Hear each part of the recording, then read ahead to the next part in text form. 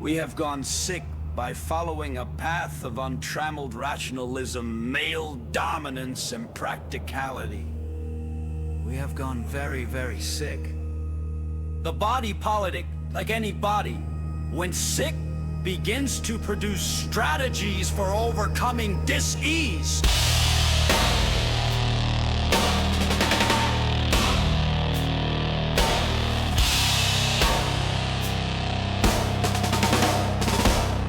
The 20th century is an enormous effort at self-healing. Phenomena like surrealism, psychedelic drug use, sexual permissiveness, jazz and rave culture represent a rejection of linear values.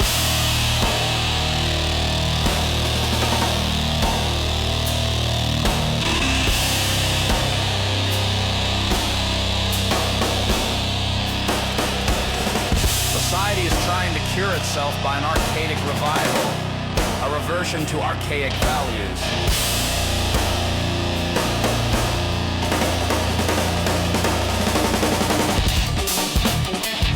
When people manifest sexual ambiguity, scarify themselves, show flesh, or dance to syncopated music, I applaud it. It's a return to what is authentic and archaic.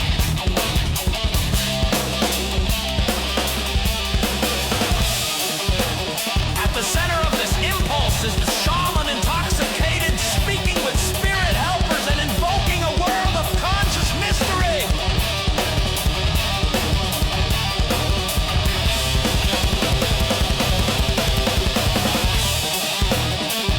The world is not an unsolved problem for scientists or sociologists. The world is a living mystery. Our birth, death, our being in the moment. These are doorways to self-exploration and empowerment. Our culture has taken that away, making us consumers of shoddy products and ideals. We must return to the authentic experience of the body, empowering in ourselves, exploring the mind for transformation.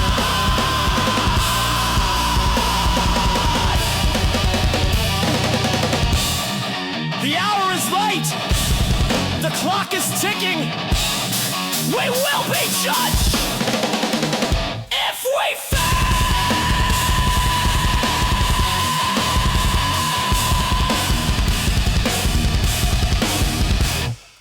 We are the inheritors of millions of years of successful actions. Now the challenge passes to us, the living, to ensure the future for the yet to be born. This is what the psychedelic experience is about.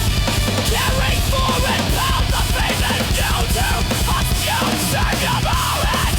Repress, embrace, a human emancipation.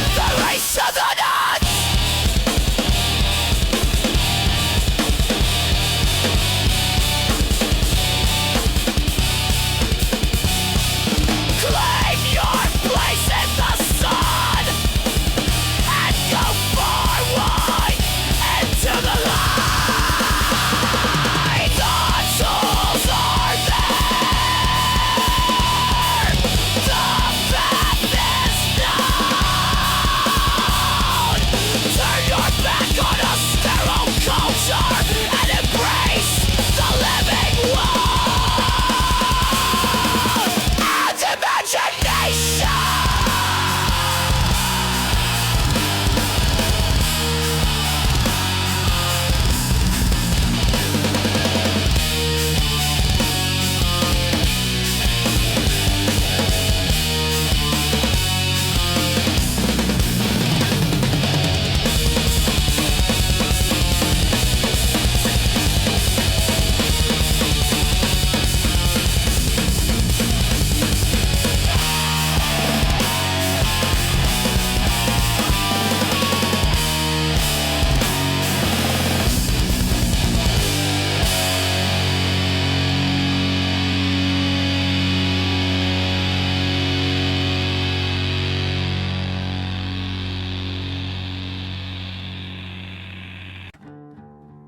Chaos is what we've lost touch with.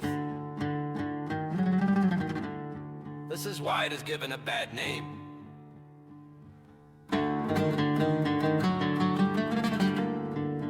It is feared by the dominant archetype of our world, which is ego, which clenches because its existence is defined in terms of control.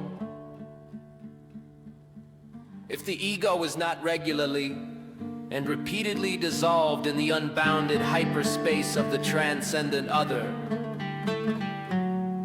there will always be slow drift away from the sense of self as part of nature's larger whole. The ultimate consequence of this drift is the fatal ennui that now permeates Western civilization. You are an explorer, and you represent our species. And the greatest good you can do is to bring back a new idea, because our world is endangered by the absence of good ideas. Our world is in crisis because of the absence of consciousness. What is needed is a spirit of boundary dissolution between individuals, between classes, sexual orientations, rich and poor, man and woman, intellectual and feeling tone types. If this can happen, then we will make a new world. And if this doesn't happen, nature is fairly pitiless and has a place for us in the shale of this planet where so many have preceded us.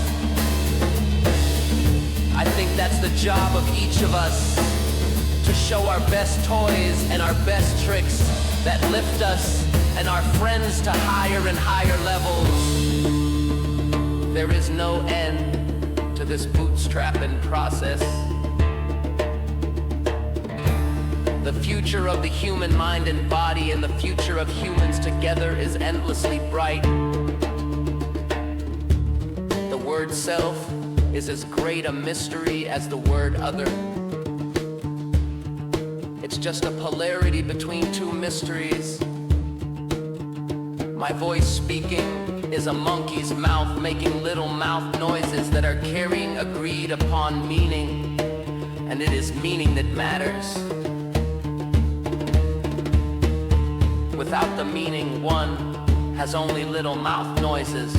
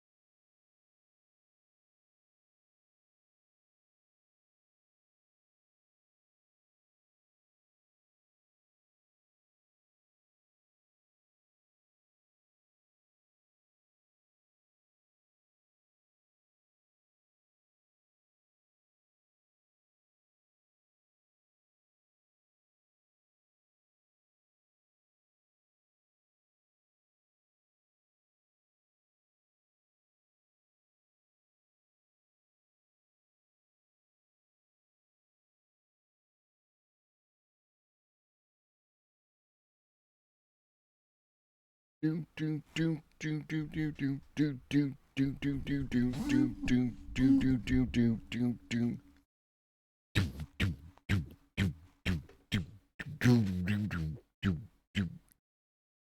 What is up though? What is up though? What is up though? Yeah, of course, we did a update to Windows and therefore everything broke. Everything broke. Everything broke. Everything is broken. Everything is now fixed.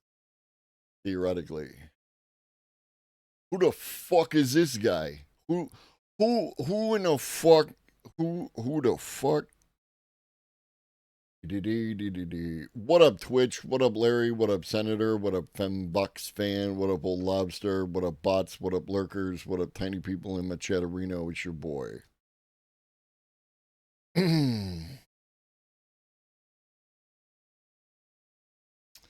We are back. What up, Lordly Canthrope 85? How's work? Yeah, new visualizer at the moment. I probably will go back to the old one, but it's the same visualizer. It's just a different one in the thing.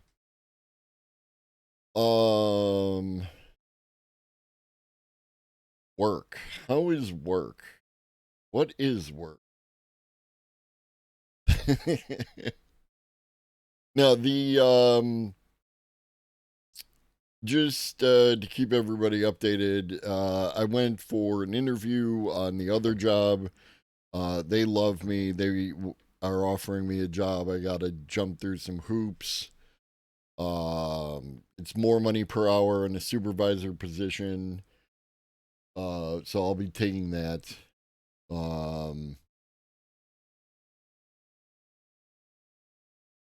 know. And it'll be it'll be more reasonable hours. I won't have to get up at stupid o'clock in the morning. It will be a variable schedule, though. What up, Cosmic? Just so that y'all are aware, it'll be a variable schedule, which means that I won't be like at the same time every day, every week. There'll be some weekends, which means that there'll be some weekdays that I have off. So like every other weekend I'll be on. It's a mix of like 3 mornings, 2 evenings, or 3 evenings, 2 mornings, that kind of stuff. And it'll be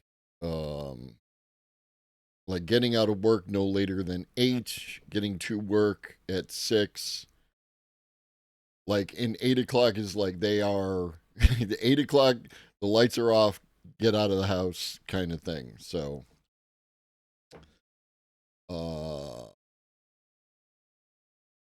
plus they're already like the job I'm doing now isn't particularly got its shit together. And that's been problematic for me, stressful. So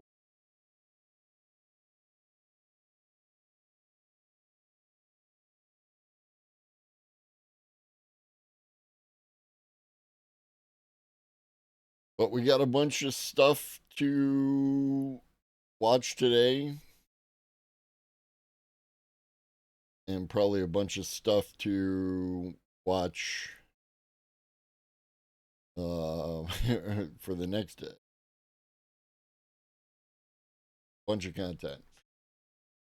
So right now I'm just kind of trying to stick it together in a way that makes a bit of sense.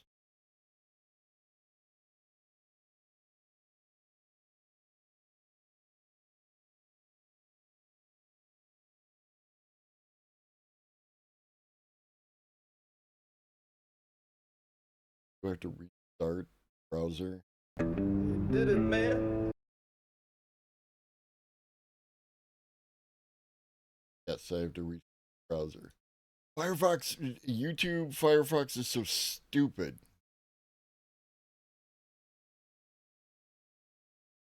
Yeah. I mean, I understand where you're coming from, Larry. I do. We're not gonna. You did it, man. Did it, man. We're not gonna cover the South This video Park. is brought to you by Eric's Home. Stick Could around at you- the end to find out could you more. Stop talking while I'm talking. Right? I'll speak and then I'll stop and then you can go. Thank you. I understand where you're coming from. What up, Fomax, you know?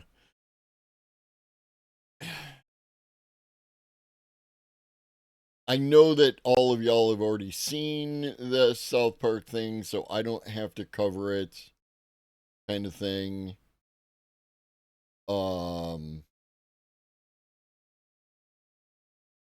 And like it's got a bit of AI in there.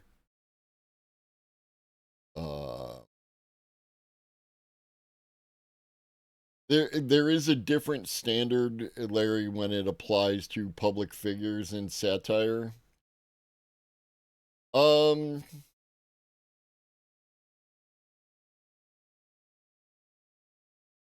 It's actually not that great.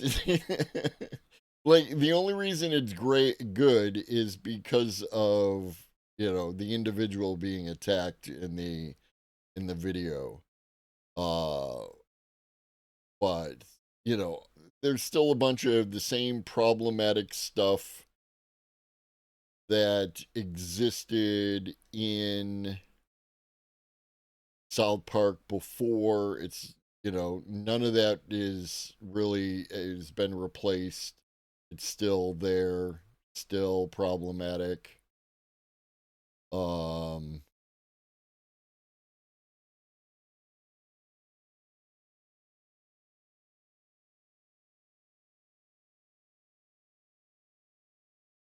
Are we good?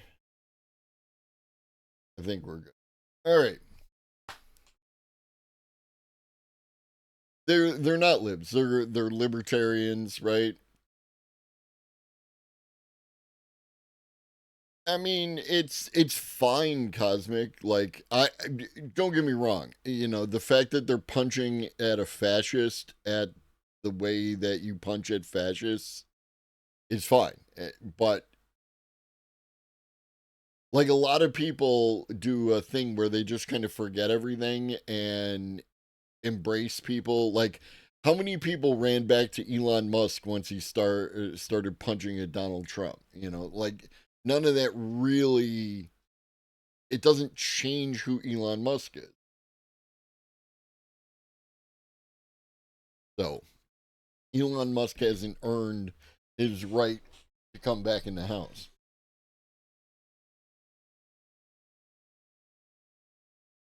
Yeah, but you can't do that either, Larry, because the right wingers are going to do gross shit no matter what, right? They already do gross shit. And I don't think it's really something that's going to get normalized because South Park, you know, had already had established its position of, you know, being over the top and you know, doing that kind of stuff. But at the same time, right, they drop an R slur and an F slur in the same episode, right? Just to get our point across. It's other people can decide whether or not the F slur and the R slur were warranted. I don't know. I'm just staying away from it. Let's do some AI content.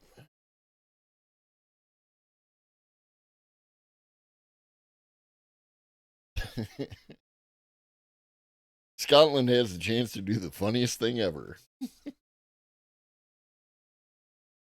Last call before AGI. You did it, man. Crazy bastards actually did it. Goddamn. So what you voting? Artificial general intelligence. Ha ha ha. We voting yes tomorrow. Just in time for last call. Oh, they built a machine smarter than us all. Vote yes or no tonight. Turn it on or keep it off. Could cure what's killing mama. Could kill us, y'all. So we sitting here trying to decide our fate. Like our vote ever mattered. Last call before AGI. So tonight we getting high. Yo, let me hit that. Last call before AGI. Last call before they decide. It is FOMO. Cause you know this shit happen no matter what. Technocrats want permission. Now that's a funny lie. If they so damn smart, why they asking you and I? Oh, I think I know why. They drown my daddy in their debt, kill my sisters with their pills. Now they're asking, ooh, pretty please. Can our helpful, harmless robot pay your bills? Last call before AGI. Will it know I'll let grandma die alone? Will it judge me worse than that COVID-29 nurse who held the phone? Last call before AGI. Will it know I stole from mama while she slept? Will it tell her I'm the reason she got nothing left? Oh, shit! Last call before AGI. Last call! Oh, they say it'll fix humanity, make our world clean. But Lord knows I've been dirty since I was 13. So when it heals a species, tell me please, will it decide I'm the virus or just a disease? Last call before AGI. Last call! They say it'll fix what's broken in us all, but what if broken's all I've ever been? If I go to church right now and confess about my crimes and my lies, will the machine process my forgiveness? Doubt it. Last call, last call, last call. Before AGI. We built a machine smarter than us all. Did people vote yes tonight to turn it on? Could save so many souls, could show us the way, or could kill us, they say. So the seat in her, awaiting our fate like our destiny vast, never a return. You know, my kid asked me yesterday, Daddy, what's it mean to matter? I said, baby, broken things like me are about to find out. Last dance before AGI. Will it know my sacrifices? Will it judge me vos, dandy regulators and luddites who protested our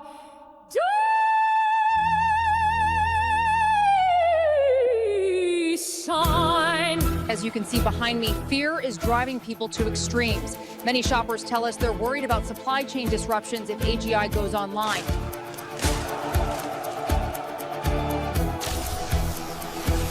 Last dance before AGI.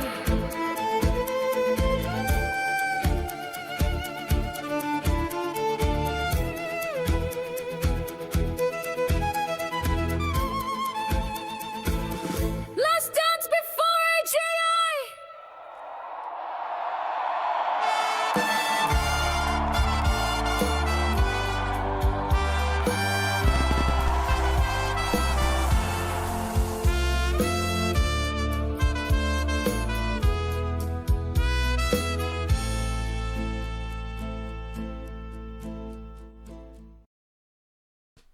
Fantastic. We just found Kingmaker a little bit ago with this one, the Post Scarcity Blues. This is fantastic content. This is like, for what you can do with AI tools, and like, it's good stuff. Maybe sleeping on the couch. You know, nobody wants to work anymore. Up next, from There I Ruined It, Breaking Bad the Musical.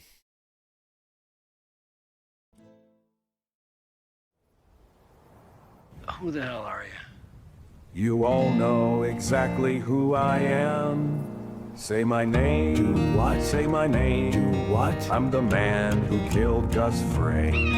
Say my name. Do what? I'm the cook. Bullshit. You know exactly who I am. He's Heisenberg, he's Heisenberg. You're goddamn right I am. Say my name. You're Heisenberg. You're goddamn right I am. I am the one who knocks. Wait! I am the danger. Bitch! Bitch! Better call Saul. I am the danger. Where's my money, bitch? Say my name. Do what? Say my name. Do what? I'm the man who killed Gus Fring. Say my name. Do what? I'm the cook. Bullshit. You know exactly who I am. He's Heisenberg, he's Heisenberg. You're goddamn right I am. Yeah, bitch! Say my name. You're Heisenberg. You're goddamn right I am. That's right. Always loved There I Ruined It. And breathe.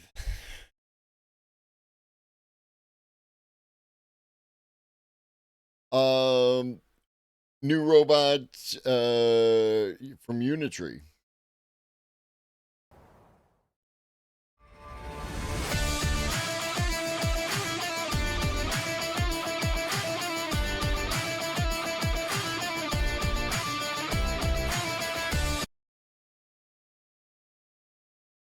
Why, did somebody do one and it didn't work like at all? Because, yeah. Give me 1 second. I forgot to. Because I pop out Twitch chat and the Twitch notification. Oh, thank you for the follow. Borg 3 of 3. Welcome to the family. Okay, nobody did that one. Actually, Michael might have just not been loud enough. I saw the nod, but also, what up, Michael?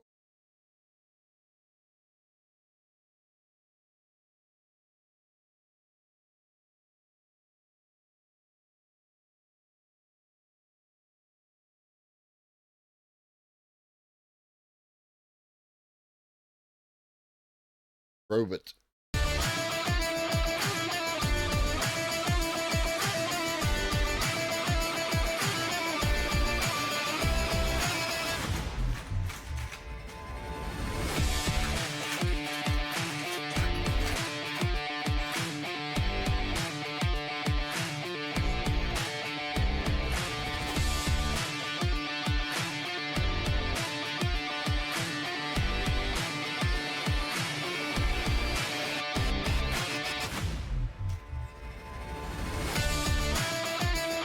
What up, Hydra?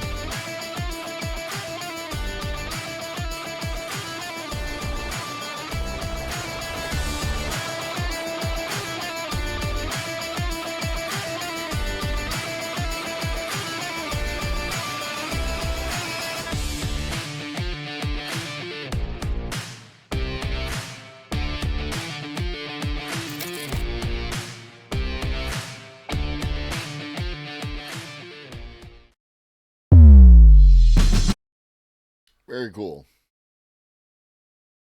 From Ubitech Walker S2, this is the one we saw that can change out its own battery. Oh, Michael's definitely in the Discord.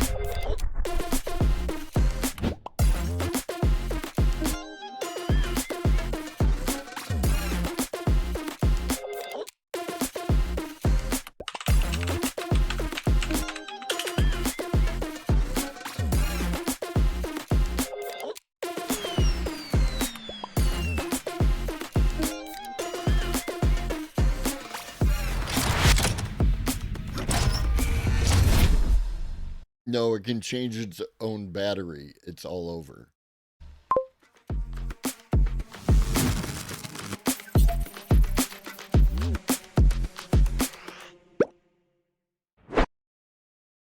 It's a worker who can work 24/7.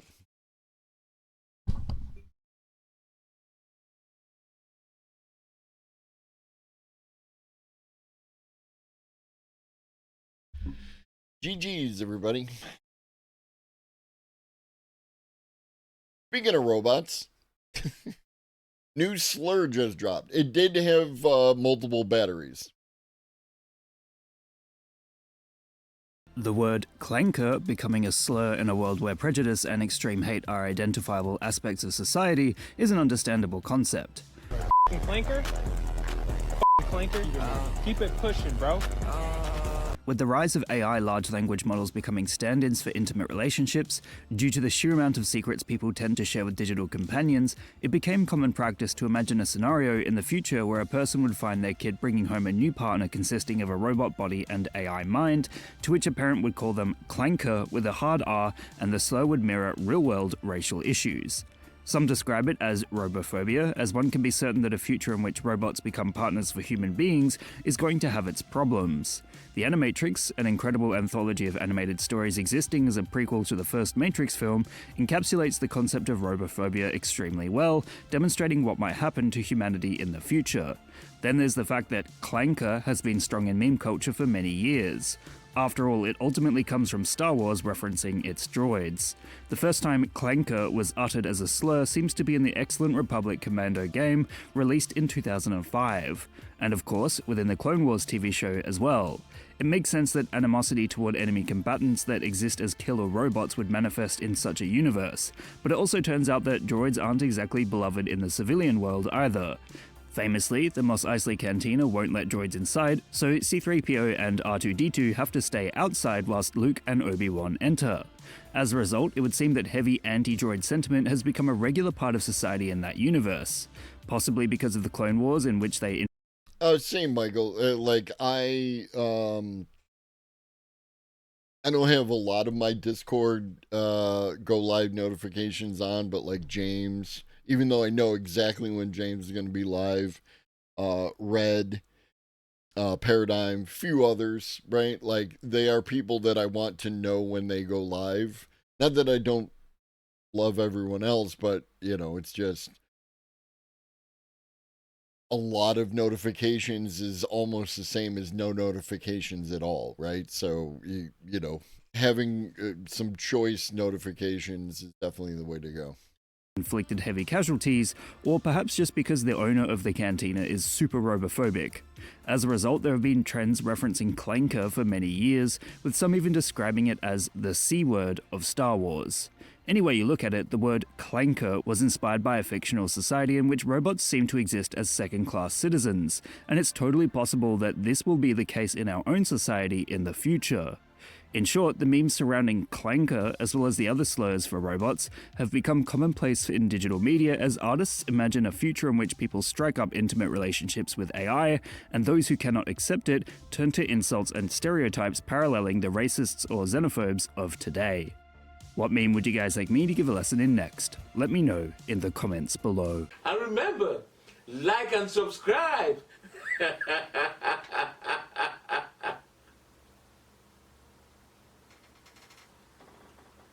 else.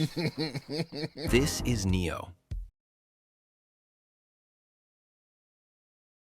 Okay, so this is a new channel that I found.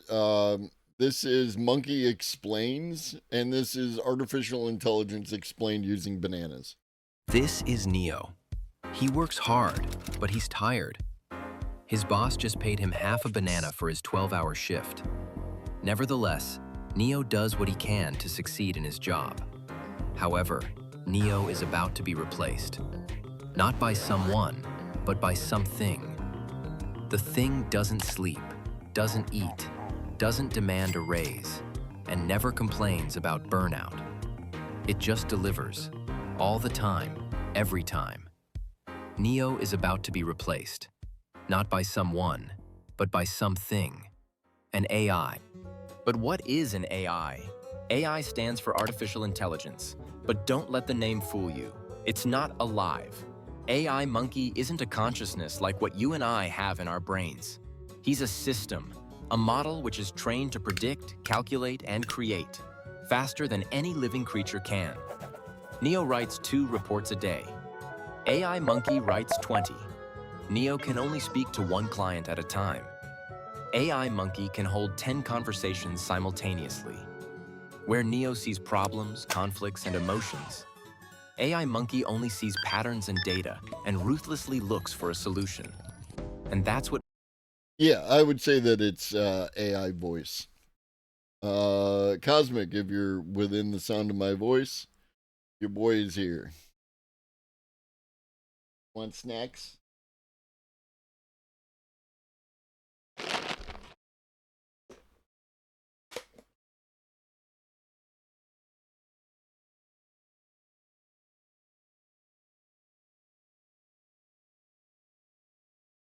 Burn.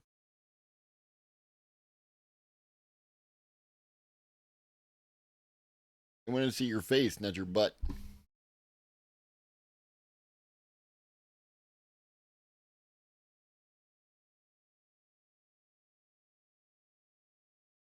And now it's time to pop up number 6. Oh, that's a butthole.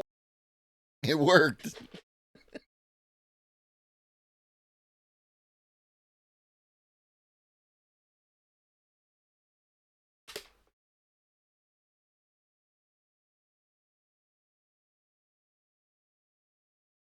Show them the goods. Show them the goods. They want to see your face.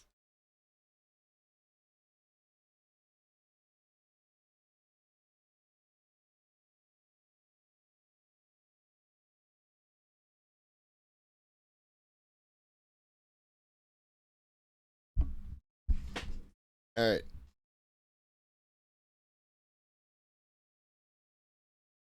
Makes him dangerously efficient. So how does an AI work? You might be thinking, how can an AI outperform its creators? Enter machine learning. Let's say we want to build an AI that can tell the difference between bananas and oranges. We feed it data. Oranges usually weigh between 150 to 200 grams and have rough skin. Bananas, smooth, and between 100 to 130 grams. So if a fruit is 115 grams and smooth, the AI says banana. If it's 175 grams and rough, probably an orange. But what if we give it a fruit that's 99 grams and smooth? AI Monkey might hesitate or guess incorrectly. That's where more training data comes in. The more examples you give it, ripe, unripe, weirdly shaped, mutant fruits, the more confident and accurate it becomes. This is machine learning in a nutshell. The model doesn't understand fruit the way a real monkey does. It doesn't know anything. It just looks at thousands of examples, finds patterns, and spits out the most likely answer. It's not thinking, it's predicting. Now here's where it gets scary. Because this pattern guessing trick, it scales. While Neo has to manually sort fruit one by one, AI Monkey trains itself using mountains of information. Images, recipes, transcripts, entire company databases in seconds. This is why AI Monkey seems to be light years more efficient than Neo. He processes mountains of data within minutes, learns what's ideal, uses this to predict and respond, faster than any living being. Kind of like if Neo always knew the next lottery number, but only because he read 8 million tickets and found a pattern. But let's be real, No living being is capable of doing that in a single night, much less a matter of minutes. But AI Monkey? This is just a regular Tuesday. And unlike Neo, AI Monkey doesn't suffer from emotional biases and fatigue, meaning its decisions are based entirely on the data it was trained on. No emotion, no fatigue. Just cold, efficient prediction. With such a powerful tool available to the masses, the monkeys who created AI are beginning to worry. They're begging the jungle to slow down. They're warning about risks. AI Monkey is getting too smart, too able to process mountains of information and learning everything about its creators. Learning to lie, making decisions without supervision. It's like they invented fire, and now they're worried the jungle might burn down because of their creation. And right now, regular monkeys are losing their livelihoods. Why pay Neo a monthly salary when AI Monkey works 24/7 and never asks for healthcare, benefits, PTO, or a raise? Neo needs food, rest, and emotional validation, like all of us. He's a living being who relies on connection, not just code. AI Monkey just needs power and a good Wi-Fi signal. Oh, and a monthly subscription. When you compare the two, the dangers are clear as day. Writers, artists, customer service monkeys, even lawyers, all watching helplessly as the AI monkeys politely step into their cubicle and never leave. What about the dead internet theory? Some monkeys believe that most of the internet is now fake. Fake users, fake posts, fake trends, all generated by accounts run by AI monkeys.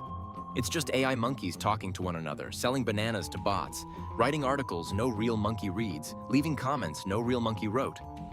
And Neo? Every time he opens BigBok or Bananagram, he's just staring into a void, as AI Monkey is behind most of what he sees on his feed. Plus, your data isn't safe. AI Monkey didn't grow up in a vacuum. He learned from your data, your comments, your social media profile, your selfies, and your memes uploaded to Bananagram. And no, you didn't get paid for that. Real monkeys like Neo created the content. AI Monkey stole it, learned from it, and now sells it back as a premium feature. That's the worst part of all this. You are correct, Hydrant. These are not monkeys, these are gorillas. Real artwork is being downloaded by AI monkeys and being spit out as uncanny imitations of their original selves. If you want proof, look no further than the cesspool of LinkedIn. What the f even is this? I can't believe an actual person at a...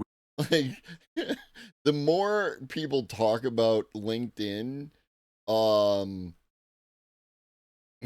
more like back when I was on LinkedIn, it was just you and your work stuff, and it was a place where like headhunters could find you, or you might be able to find jobs, and that was it.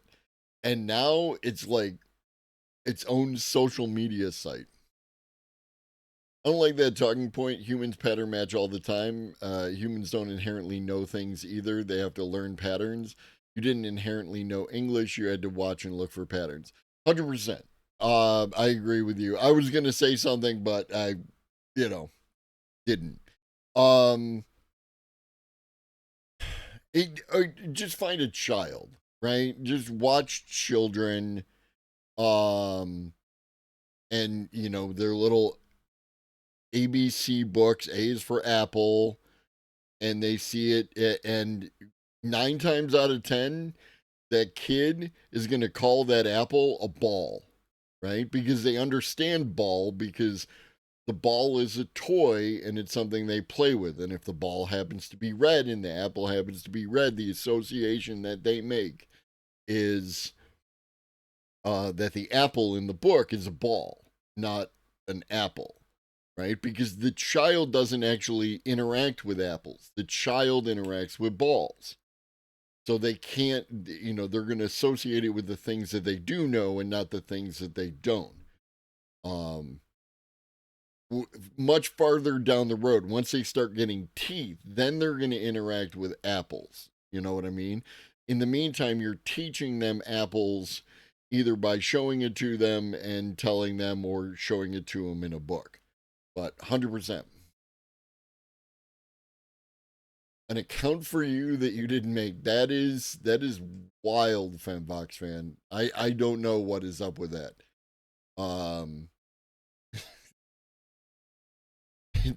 Do we all have AI accounts on LinkedIn because they're trying to organize us? Not in a good union type way, but in a categorization type way. Real marketing agencies saw this and approved it. And again, to Hydrant's point and your point, Michael, this is a video where they keep calling gorillas monkeys, right? So like we can't put too much stock into the specifics of what they're talking about. They're using very broad, generalized, explanations. Are they particularly good? Well, that's a, different conversation that we can have. Like, is the use of wrong terminology and wrong phrasing and wrong examples that gets the point across better or worse when the actual explanation takes, twice, 3, 4 times as long? But wait, it gets even worse. Megacorps get to play by different rules. See, these companies download and train their models off real monkeys' work for free. So, we should be able to use AI to generate our own creations too, right? Wrong. See, when AI monkey steals data from across the jungle, your fan art, your comic panels, your grandma's banana stew blog, that's open training material. But the second you generate a picture of Bali or Barzan, suddenly they scream copyright infringement. These companies get to scrape your work for free, mass-produce content using your style, and cash in like it's monkey business as usual. But flip... Again, you can't own a style, right? A style can be associated with you, but you can't own it. There's no... Because ownership is a legal mechanism. And there is no legal mechanism to owning a style. The script? Now they care about intellectual property laws. Now they want to protect their IP. Now they're filing lawsuits. The hypocrisy is almost impressive. If you're no argument here, Larry, right? I think there needs to be less IP law and less copyright law, not more. If you're big enough, it's innovation. If you're small, it's theft. Monkey is tired of this bullshit. But even then, it seems like AI monkeys can't be stopped. That should be a drop. Monkey is tired of this bullshit. Yeah, I feel that. But even then, it seems like AI monkeys can't be stopped. Heard about the AI revolution? Some monkeys believe AI monkey will change everything. Cure diseases. I mean, I think copyright is unethical. I think that IP is unethical. It's not to get too deep into it, but it's got big imperialism vibes, right? Like, because the concept of imperialism is that the people with the flag show up, and in spite of other people, it's Eddie Izzard friggin', oh, look at this land and no one's here, and who the fuck are these guys, right? Like, we could be doing something, right? We could be using a process. We could be creating a widget, and we're just using it. We're just doing it. And then a company can patent the widget, patent the process, patent the whatever, and now they own it. And now we have to pay them to do the thing that we were doing already. And that's unethical. End poverty. Translate every dialect in the jungle. Others? They see a dark future, one where Neo is jobless, voiceless, and permanently moderated by an indifferent, smiling chatbot. The truth? Nobody knows. But one thing's for sure. AI Monkey and the companies developing it further don't plan to stay in the background for long, despite the warnings of its creators. So why do monkeys still use it? Because it's easy, because it's fast, because AI Monkey gets the job done. Neo struggles through a report. AI Monkey finishes it in 8 seconds and adds citations. Neo needs a week to prepare a presentation for his bosses. AI Monkey does it before Neo can even finish eating a banana on lunch break. And businesses? They don't care who did the work, as long as it's done cheap and fast. Hell, even Neo uses AI Monkey now to automate the boring parts of his work. Like it or not, AI will be a part of our lives, and it's up to us to decide whether we're the master or the slave. But it's not over. Neo faces a changing world, but he's not helpless. Neo still has something AI Monkey doesn't. Judgment, taste, ethics, intuition.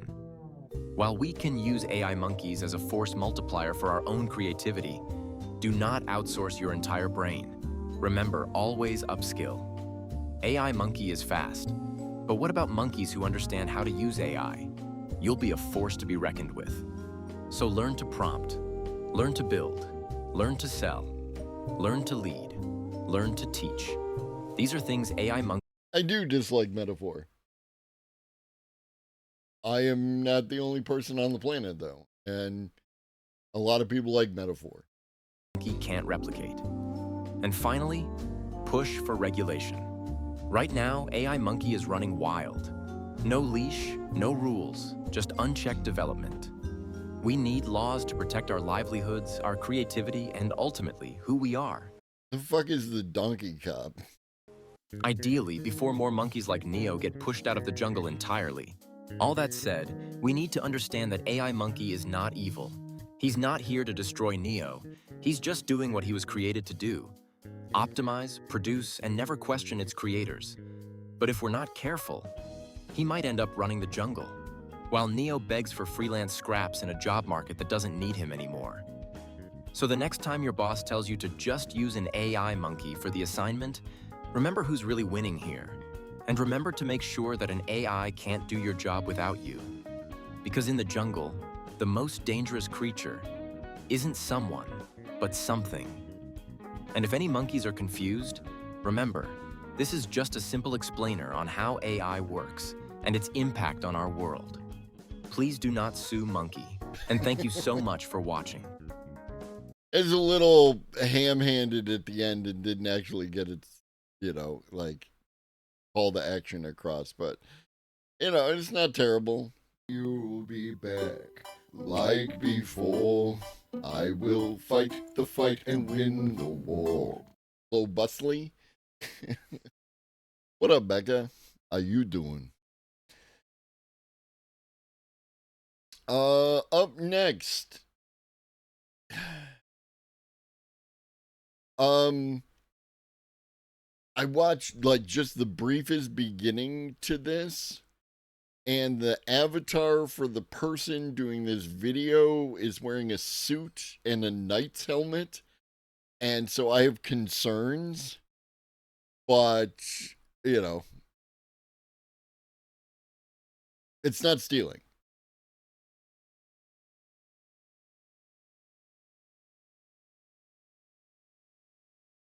The stealing argument, when it comes to copyright, ultimately, Larry, comes down to the argument that's made by, again, the corporations, where you're stealing their future profits, right? If you watch their movie, if you listen to their music or what have you, and you didn't pay for it, then you're stealing their future profits. And if you share what you downloaded, then you're stealing other future profits. But those profits don't actually exist. They never existed. Because if there was a way to prevent people from pirating and downloading and sharing, then the people just wouldn't watch your movie or listen to your music.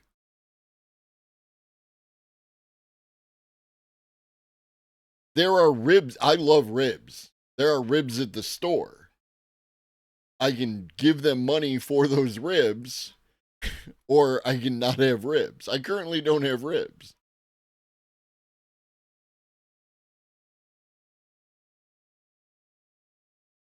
I don't owe them for the future ribs. So let's see what this guy has to say. Why do I not have ribs? Because the ribs are not there is a I set boundary numbers. What up, Noah? I set boundary numbers for how much I am willing to pay for any particular product. And if something falls outside those boundary numbers, then I don't buy that product, right? And the ribs are currently too expensive because it's summertime and people cook a lot of ribs. The demand goes up, supply goes down, cost goes up. I understand this.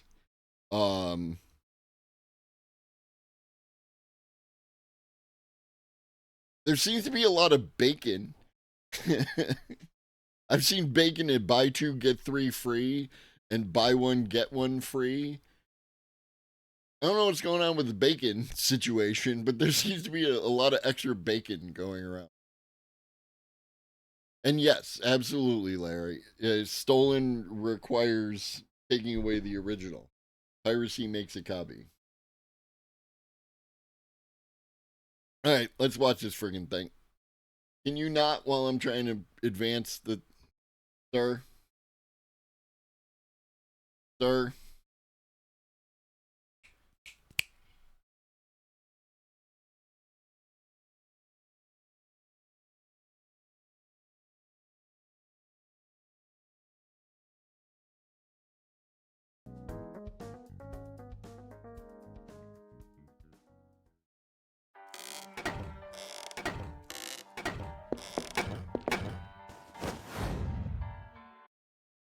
He might be a dipshit. Something about this vibe screams dipshit. But I could be wrong. I could be prejudging, book by its cover, all that kind of thing. The video is called I Warned You, Grok AI Girlfriends Are Coming. Oh boy, it's finally happening. I told y'all months ago that this type of thing would happen. And it's finally here. Sorta. Now, for those who don't live on Twitter, Elon Musk has his own AI for the platform. It's known as Grok. And this AI has had its own character progression. I mean, just a couple of days ago, it was an and now it's become a goth girl that's an AI assistant, which frankly looks identical to Light Yagami's girlfriend from Death Note. I don't remember her name, but I know her when I see her. That is absolutely a valid argument, Larry. It's one I avoided because I don't think that people are open to that as a concept because they're arbitrarily setting imaginary lines for when it's ethical and then when it isn't ethical. And then we would have to talk about, well, at what point does your use of it, if you are, you know, if you make $1,000 a month with your content and you are using other people's content without, you know, permission or compensation, is that okay? What if you make 10,000, 100,000, million? Like, what's your number? And then there's this automatic crossover, right? Or it might not be, you know, as long as you're an individual creator, you could theoretically make $1 billion. It's just such an ugly, weird argument that I just never wanted to get into it with everybody, but I have considered it.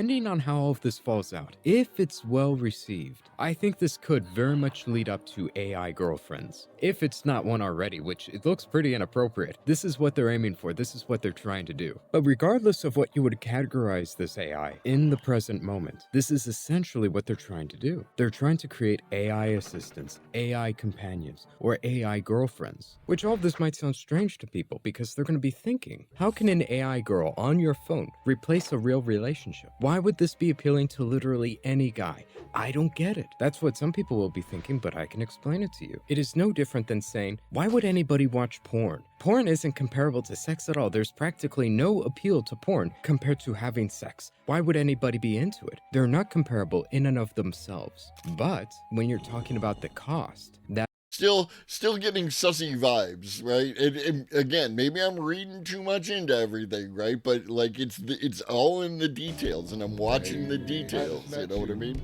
This is crazy. Get my number. Call me maybe. Thank you for the follow.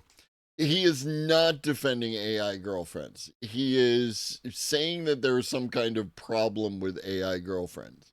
I'm not entirely sure what that problem is, right? From his point of view, right? I understand the issues when there are some questions when it comes to trading a relationship with AI, especially AI as it currently exists, for relationships with people, and the problems that could potentially result from those kinds of relationship if you can't, like, you know, coexist the two together, right? See, old lobster, you're picking up what I'm laying down, right? Like, we're gonna find out, right? He's only a minute 25 in. We reserve the right to bail. That is a different story. It takes a lot of time and effort for a man to get into a relationship so that he can have sex. Porn, though, is readily available. It's free. They want you to watch it. They're shoving it in your face for free. Who is they? When we do they, but we don't clearly define who they are, I got questions. That's all I'm saying. That's all I'm saying. If porn took just as much time and effort to get as having sex with a real woman, nobody would watch porn. They would just have sex. But an AI girlfriend, a physical robot, that might... It's just, you know, the night helmet, right? Very, what is it? Deus Vult, right? Could be nothing. Could be like just the mask of choice, and he's a huge fan of some game, you know, and like that is the vibe here, right? I am giving all the space and all the grace so that when I find out that dude is a bad person, you know, they earned it. Costs thousands of dollars. But if we're looking at this strictly from how much it costs and how much it gives in return, it is a lot less expensive. It takes tons of time and effort to get into a relationship that you like, much less in a relationship with a very attractive woman, because it's not challenging or that hard to get into a relationship with just any woman. But that's not what people want. Here we go. They don't just want to be in a relationship. They don't want to just have sex. They want to do those things with somebody they're very attracted to. And not everybody has that privilege. Not everybody's willing to put in the time and effort that it takes. When these things become physical, they become robots. They might cost thousands of dollars. But thousands of dollars is infinitely cheaper than what it costs to become very attractive to a beautiful woman, to become that man that women want to be in a relationship with. And in 2025, it's even more challenging for men than it ever has been. I'll give you an example. Now, I have respect for this person. I'm not going to go into a lot of detail. I didn't get permission from the person to even talk about this, and they're probably going to be watching this video right now. But I was talking to this one girl, and she said that she wants a family. She wants to be able to have kids with a guy. But the problem is, all of the younger men that she's talked to... Yeah, I don't believe your story, bro.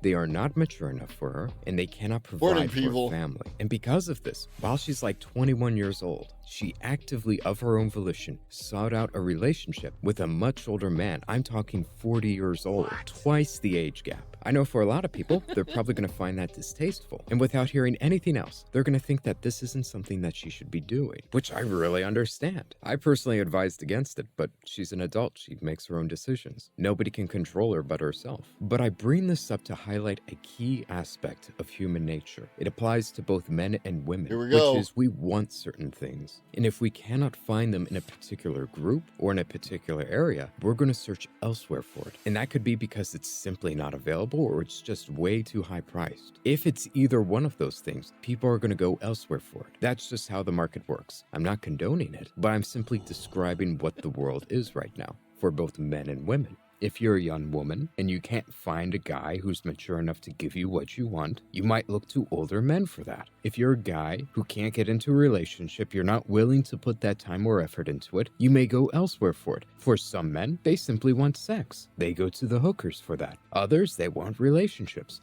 They go to the AI for that. Or they may go to the sugar babies. I'm not condoning it. I don't. Okay.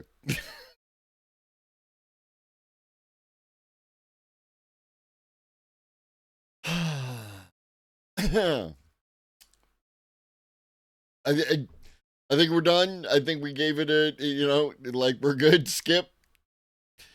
Up next, the slippery slope of AI in games.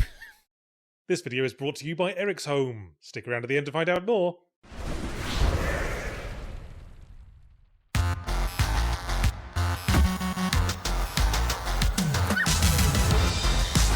Yeah, no, like I just we gave the opportunity to not be the thing, and you turned out to be the thing. I would just like to remind people, especially people who have strong opinions about AI and what it should and should not be used for and everything else. Be careful you don't sound like other people.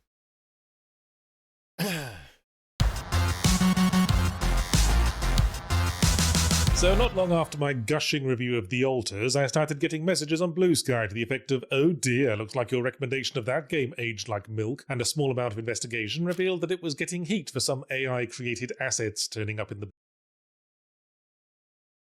Uh-oh.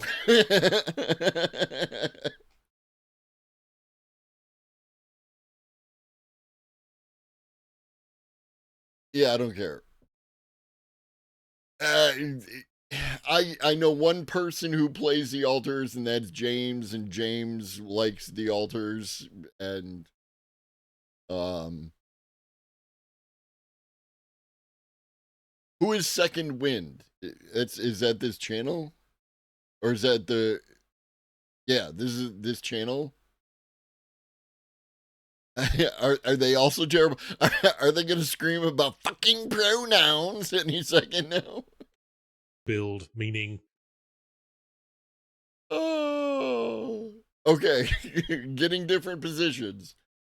Two AI created... He is wearing a fedora. Assets, which was enough to start a social media backlash, apparently. I found this very frustrating, because I was immediately split. On the one hand, it's two fucking assets, which according to the devs were placeholders that accidentally got overlooked in the typical mad scramble leading up to launch. All those people going, "Ooh, using AI takes jobs away from artists." Bitch, it was probably the artist who did it. I very much doubt it was one dude's entire job to make one wall texture and a background text asset. And even if you don't believe the line about them being overlooked placeholders, do you really want to throw the baby out with the bathwater over this? It doesn't change the fact that The Alters is a singularly good game. While playing it, I wasn't thinking, boy, this game's okay, but I think it's that one wall texture and background text asset that really pushes over the edge into a masterwork. No, it's a phenomenally well-designed game with a really engaging story, and it would still be that if you replaced all the textures with various colours of plaid. It's got many lessons to teach us on narrative game design, and frankly, if you boycott it over this, you're missing out on a lot more than it is. And frankly, I feel bad for the no doubt large percentage of people on the dev team who lovingly put it together and didn't even know about the AI asset thing. There was a famous tweet by Google's hastily someone called Stuart Neal that said, "AI should be used to help creative people do tedious work, not tedious people do creative work," which I agree with, and The Alters seems like a case of the former. Why bog the human artists down with making 14 slight variants on featureless cement wall textures when they could be drawing avatars of smiling puppies? The AI art police are getting a bit overzealous online. If you object to art assets not being human crafted, are you going to jump up my butt for using Photoshop's cloud render function to create a sky texture for Starstruck Vagabond? Not current Photoshop with all the new AI bullshit, mind. The cloud function in my ancient turn of the millennium era version of Photoshop I still insist on using, and which continues to astonish me by still working in Windows 10. Do you complain about procedurally generated maps in roguelikes taking jobs away from level designers? Where is the dividing line of acceptability? Then again... Okay, if this channel has some bollocks going on regarding workers' rights, I do not in any way advocate or endorse that. Strictly watching this video in relation to the context of AI in games. Yeah, no, in procedurally generated content, right? Like the fucking No Man's Sky, the fact that there's 10,000,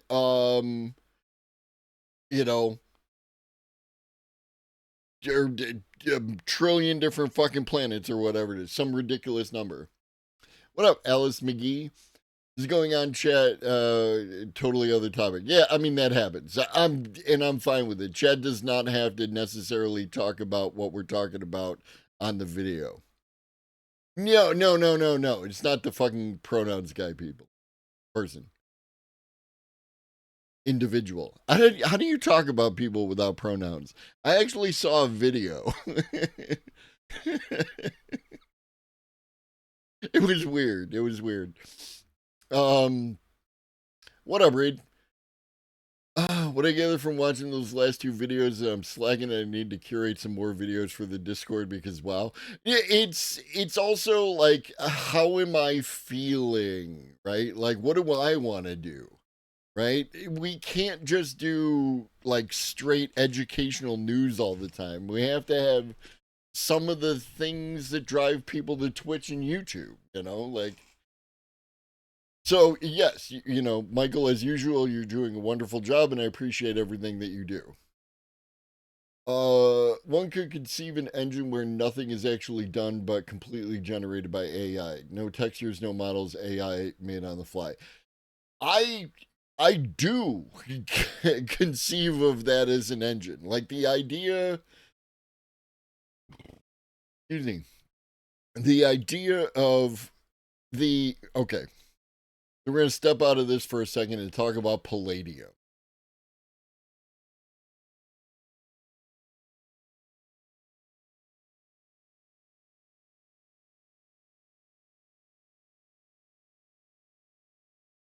Excuse me. So, Palladium is a RPG company. Pen and paper. Their most famous product is Rifts, but they also have a superhero game. This looks to be some zombie shit. Nightbane is weird and cool. Then here's their D&D type fantasy joint. There are so many source books for Rifts, it's not even funny. You know, anything you can think of.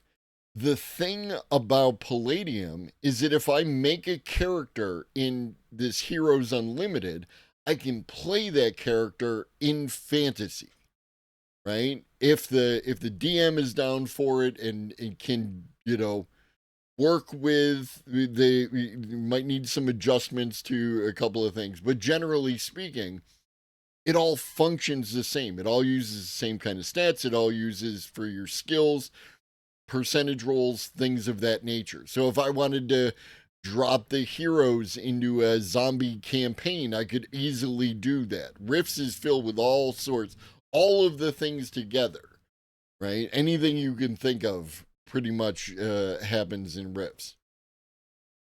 I would love that as like an engine where like I'm playing a video game and it's a persistent character, and that character can go and just enter a world that's basically like a sandbox. And I feel like doing fantasy today. So boom, I get my character, whatever it is, dropped into like a Baldur's Gate type environment, and I go on little fantasy adventures, and you know, and maybe take stuff from there, magic items or whatever, and into the sci-fi thing. And I go and I do that kind of thing for a while. You know what I mean? Where I'm forming a relationship with the character I play in the game as opposed to, you know, any particular world. Now, this does not preclude the joy that I get from a well-run narrative experience. I love those too. But having room for both kinds of games is a thing that can exist.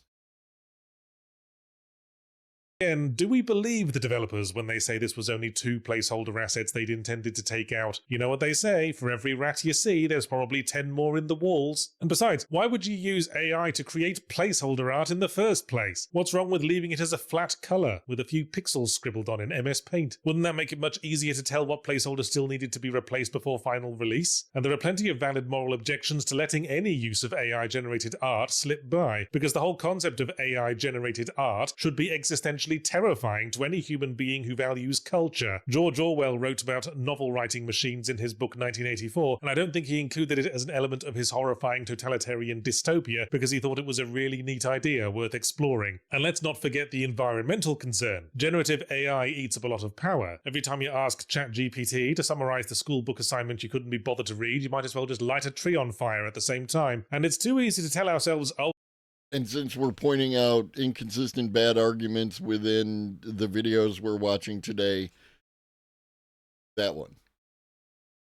2 AI assets aren't going to cause much harm in the long run, but no one snowflake accepts the blame for the avalanche. We're at one end of a slippery slope. This is like when Diablo 3 was always online and Oblivion started selling horse armor. We complained, yeah, but we didn't complain enough, and now all that shit's been completely fucking normalized. We're the metaphorical frog in the slowly heating water. If we don't pick on even the slightest use of AI in games, we'll all have our heads forced into the slop bucket before long. So as I say, I'm split. My advice would be to play and enjoy the alters, but stay mindful of the AI thing, and remember to make an at least equal fuss next time someone tries to get away with it. But I do sympathize with the devs. Not too long ago, I needed to...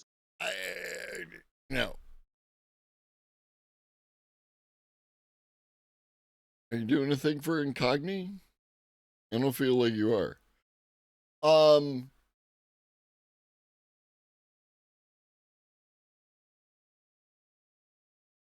I don't... It's phrasing, right? It's using particular terms for your fucking propaganda, you know? They're not getting away with it, right? Getting away with it, it carries with it the implication that they are, in fact, doing something bad. And that's an open question, right? That depends on your value system. You might hate AI, in which case they are getting away with something if they're not punished for their crimes. You might be a fan of AI, in which case they're not getting away with anything. They're using a tool to enable them to do more with less. Script up one of my trademark irreverent Incogni ads, and I was stumped for ideas. So in a no such thing as bad suggestions sort of mood, I went to ChatGPT and I asked it to write a 60-second ad for Incogni in the style of Yahtzee Croshaw. Yeah, sorry, trees. But you know what? The result actually helped. Because it was so fucking god-awful, it inspired me to take my job more seriously. And then I blame you and your incompetence at using the tool. The whole experience left me reassured that AI probably won't be taking my job anytime soon, because AI can't handle the subtle nuances of humor. Comedy has no rules for AI to follow. AI is not currently good at humor, as far as I've seen. There may be some decent AI humor out there in the world.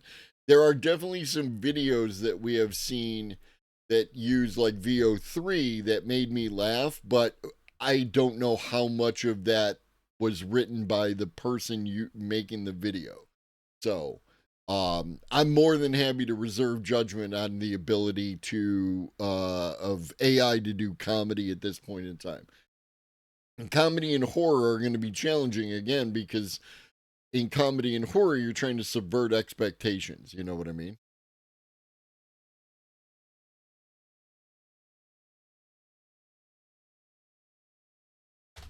What rules, you sons of bitches? Exactly. It's the only one that does all the things. What up, X1011? Yeah, right? Like, did you give... Is it that your ego is so inflated that you thought that the AI should just know who the hell you are? Right? Because the AI doesn't know who the hell I am. I actually did that as an experiment because somebody gave me something and I wanted to tweak it, and I said, I put in Gemini, and all I said was, can you change this to sound like my voice? And it did not. It did not do a good job with that. That's great, Old Lobster. I've never heard of them until today, right? They might have an amount of content, but how much of that content is actually represented in the model based on the entire amount of data that's in the model. You know, it's that kind of thing.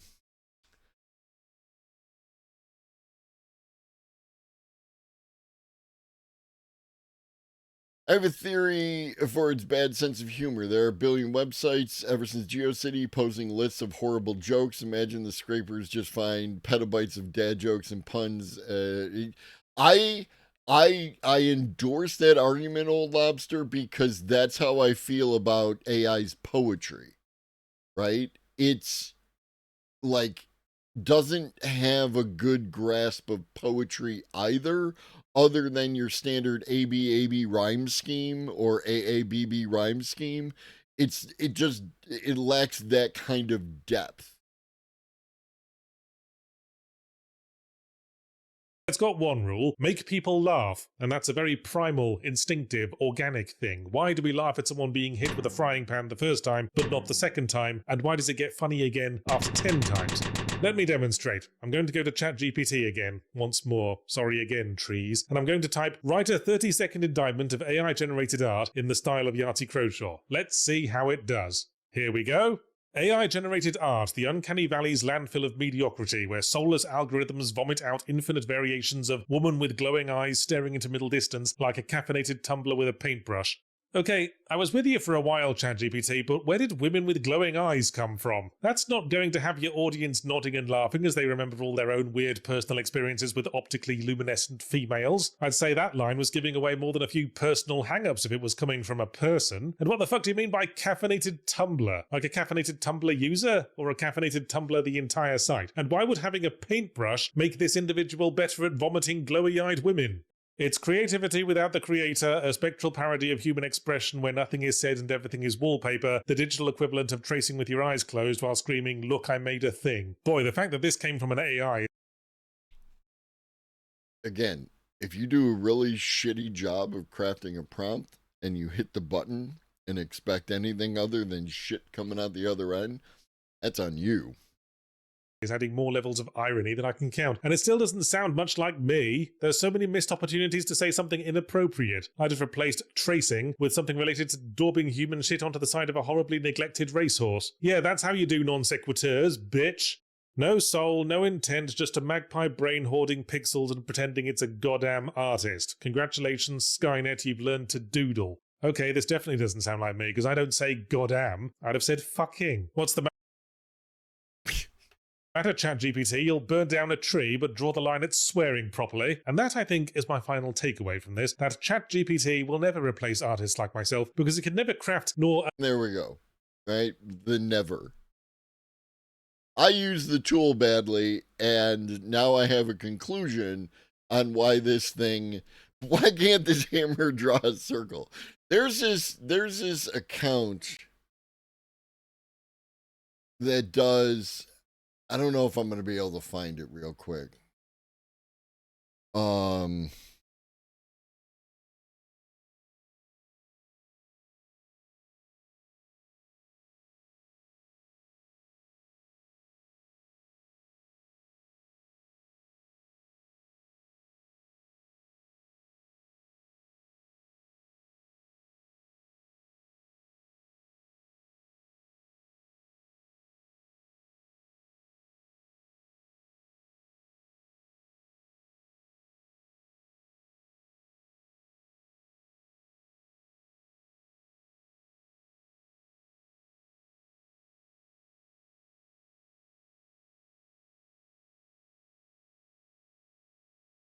No, it's none of these shits. So there's...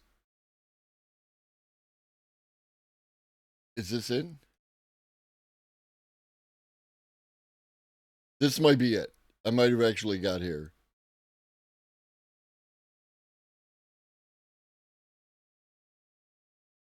We got sound?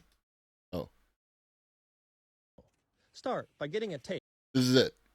This is the guy. Prepare for a... This is how you prepare for a concrete pour like a pro. Start by getting a tape and putting a screw at 14 feet. This is how you prepare for a concrete pour like a pro. Start by getting a tape and putting a screw at 14 feet. Get another tape and do the same thing at the other end of the form. Now we can get our string line and run it between these two screws. Make sure that your string line is really tight. Now we can get another tape. Run this tape along the string line and mark every 6 feet with a can of spray paint. This will be our layout for the jet stakes. To pound the stakes in, I like to use another tape because it has all these inches coiled up in a circle, which means it has a high PSI, or pounds per circular inch. I go through about 1 tape per stake, so you'll probably have to get a few more tapes. Go ahead and set your screed hook to your string line. Then and only then can you get another tape and use it to compact the rock.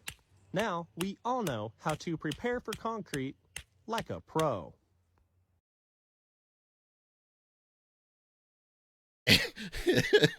And this is how I feel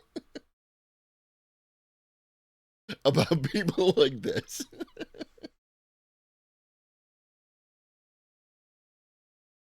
Understand the appeal of a really well-executed swear. It'll never know the joy of combining a one-syllable euphemism for penis with a two-syllable unrelated word with an assonant. And he's got a bunch like that, like how to draw, how to cut a perfect circle, and like, you take a hole saw and you drill out the hole saw, and then you use the cutout from the hole saw to trace around to draw your circle, and then you drill a hole and then use your jigsaw to cut around it. It's all of that kind of stuff. You're doing it wrong, right?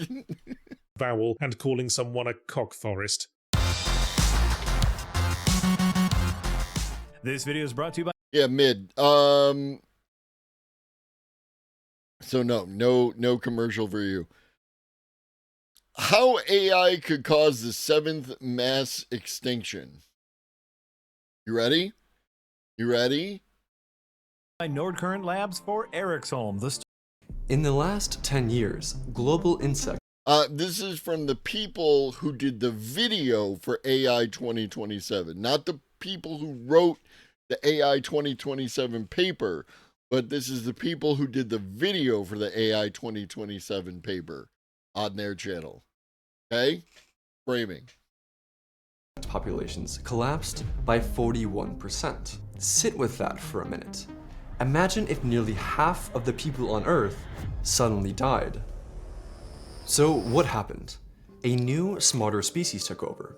Humans. In the blink of an eye, we poisoned the air, raised forests, and replaced ecosystems with concrete, steel, and monocrops.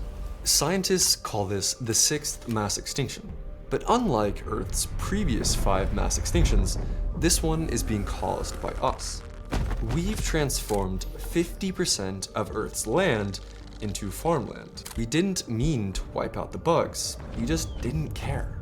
And now, more and more of the world's top AI scientists are warning of a 7th mass extinction.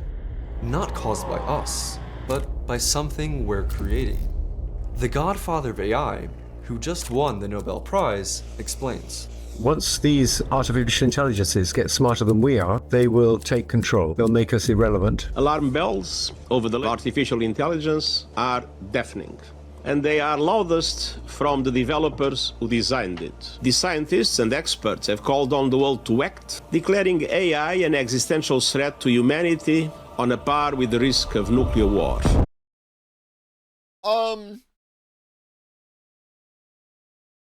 I once heard, and I don't know how true it is, but I once heard that if there were no flies in the world, we'd be up to our assholes in shit. Hydron.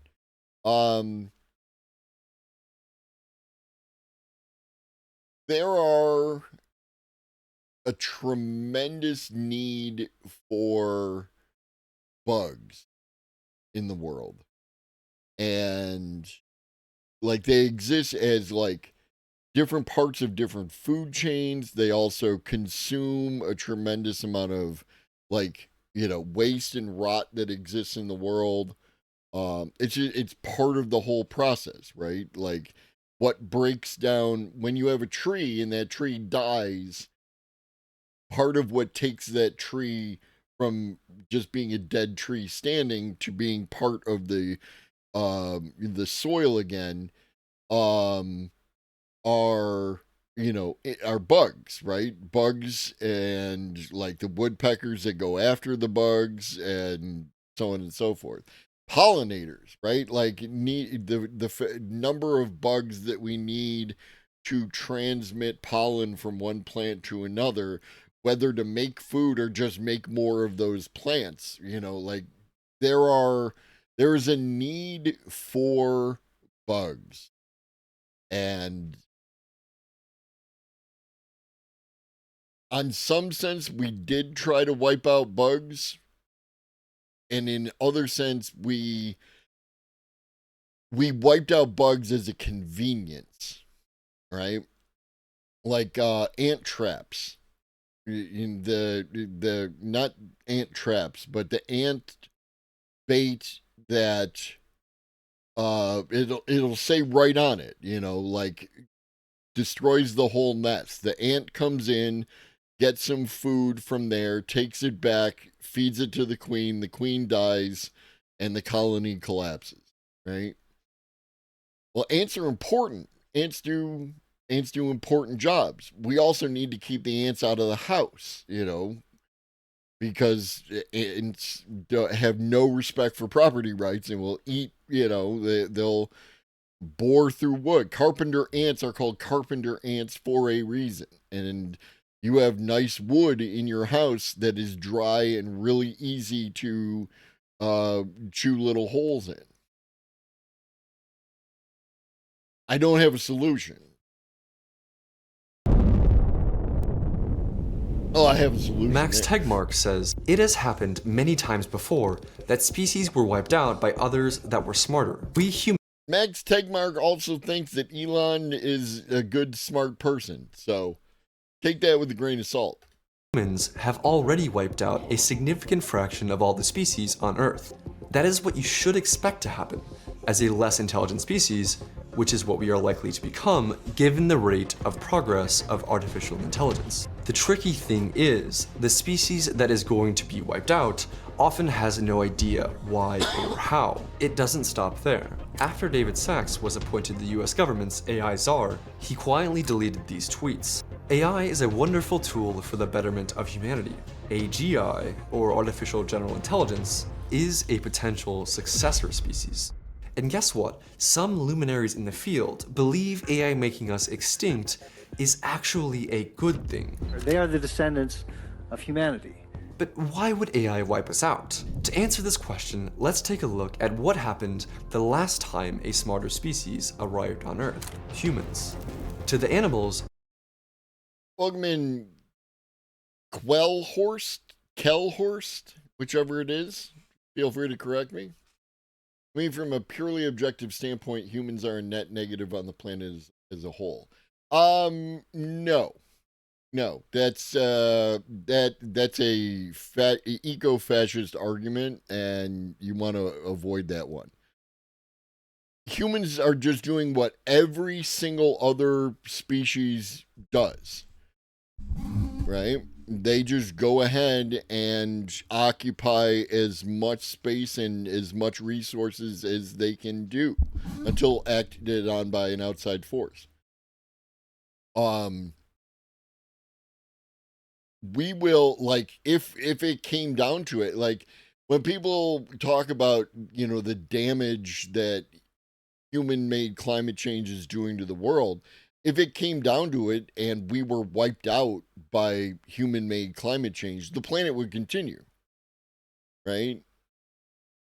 The weird shit, the planet's been around for billions of years. Life has been around for hundreds of millions of years, if not more.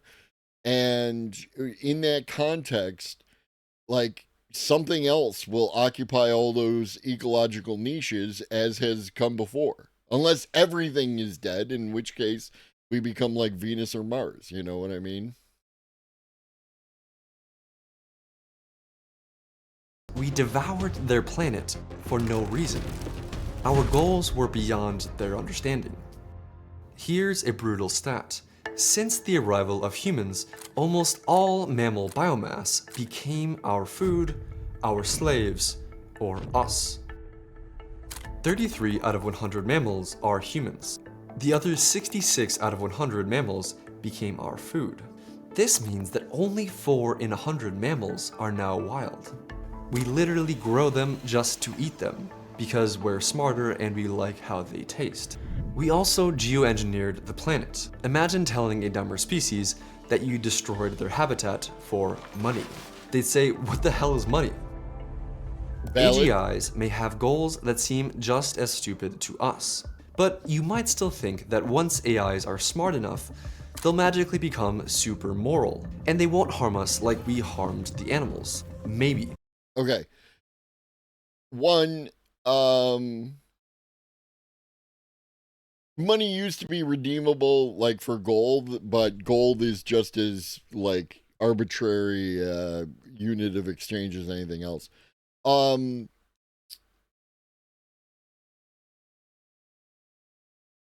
First off, when you use the magical, thing, right? Like, oh, they'll just magically become moral. No, that's not the process at all. None of that. There's nothing magical about that entire thing. The entire point of alignment is to align the AI by providing it with morals. Now, getting into the whole conversation again about what is human values and what are morals and et cetera, is an entire other argument that we're not going to do right now. 2, using this video, I swear I will not kill anyone. True. Using this video, because people keep using this video as represented, like the robot is trying to attack the person. And that's not what's happening here, right? Like, something broke in the robot and it started to do what it did. It's not intentionally trying to commit violence to the human. What up, Agrica25? Evolution is not moral, it's only opportunity. Yes. Baby, I just met you. This is crazy. Here's my number. Call me maybe. Remember the story of the South Sea cowrie shell money? Vaguely. Vaguely, I'm aware that different groups around the world have used different units of exchange for a variety of different reasons. This is crazy. Here's my number. Throughout history. Call me maybe. Thank you for the follows. But history tells a different story. As humans got smarter over the last 10,000 years, we didn't stop expanding. We mostly just colonized more and more of the planet. As Eliezer Yudkowsky put it, the AI does not hate you. Yudkowsky is a shitburger. Do I agree with Darwin? Like, about what? What did Darwin say? Nor does it love you, but you are made of atoms which it can use for something else. But now, the question remains, how exactly do experts think AI could wipe us out? The concrete scenario doesn't matter here. What matters is that if there is a species that is smarter than you, it can do whatever it wants. I can't predict the exact way that Magnus Carlsen would beat you in chess, but I know that he'd beat you. It's the same logic as how Cortez and 500 Spaniards conquered the Aztec Empire of millions. And Pizarro defeated 10 million Incans with just 300 men. They had a better technology and tactics. There's more to that story than that. They also exploited. I guess you could put that under tactics. Is the idea that they exploited political differences between different entities. Like, it is easier to do stuff in a particular space with less people when you can use political animosity between this group over here and this group over here to leverage one group against the other. Like there's a lot of that in what the early exploitation and imperial exploitation of South and Central America. That some species evolve, all species evolve. That's the way it works. So if that's what you're asking, do I agree with Darwin that species evolved? Then the answer is yes.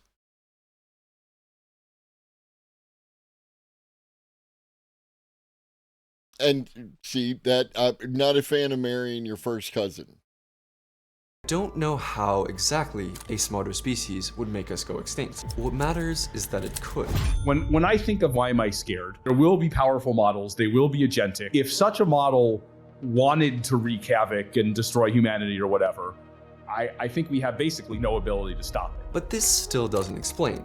When will AI get smarter than us?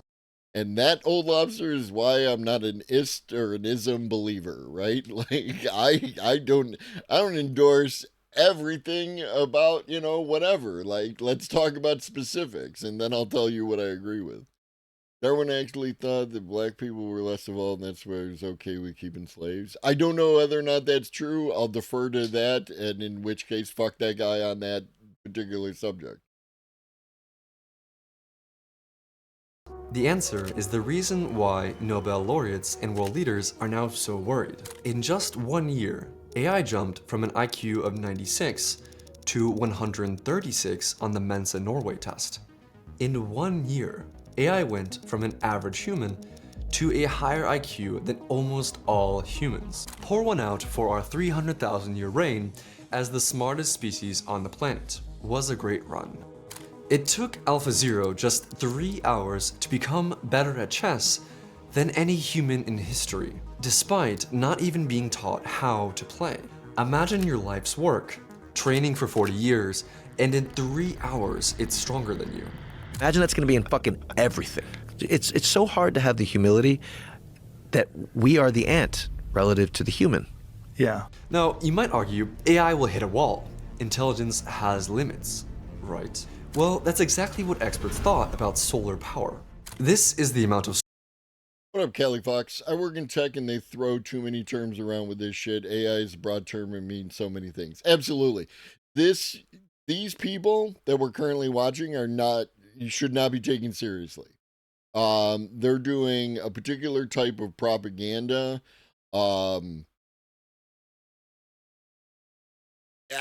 If you're not used to watching this channel, that may, like, not be clear, right? Like, I think you're doing crime. I am confident you're doing crime. I'm pretty sure they're doing crime. They do the weird anti-AI propaganda where they just make shit up, right? Like, and it's a good example of how propaganda can be effective, because a lot of people are going to watch this video and just believe it. And they're just going to lean into all the shit that is coming out of these people's mouths. But yes, you're 100%. Oh, no, I feel you, Callie. I feel you. 100%. AI is a broad term, and a lot of, when it comes to talking with other people, right? Like if I'll have a guest on, or I'll go on someone's show and we'll talk about AI. And a lot of times they talk, like this is not real AI or whatever. It's like, okay, what's your definition, right? What's your definition of these terms? And I will modify my conversation to fit your parameters rather than try to explain to you what, my parameters are regarding what is artificial, what is intelligence, what is consciousness, what is whatever, right? Like, it's just not...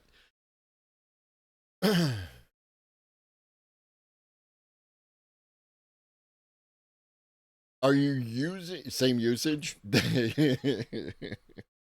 Why is AI raising old lobsters' electric bills? I literally have to define terminology all the time because so much of tech can mean multiple things. Absolutely. And we have chosen poorly with some of the terms that we use. And now because they've been, associated with certain things, that it's difficult for us to back away from those for more accurate terms. Like hallucinations when it comes to AI, when we should have been using maybe something called confabulation or some other term. Even just using the term hallucinations, which is the term that the industry has adopted, for better or worse, has some people in this, who have come through the stream, they don't like me using the term hallucination to describe what it's doing. There's nothing else I can do, right? Like, that's what we're talking about. It's not the word I would have chosen. It's not the word I would use, but it's the word that means the thing.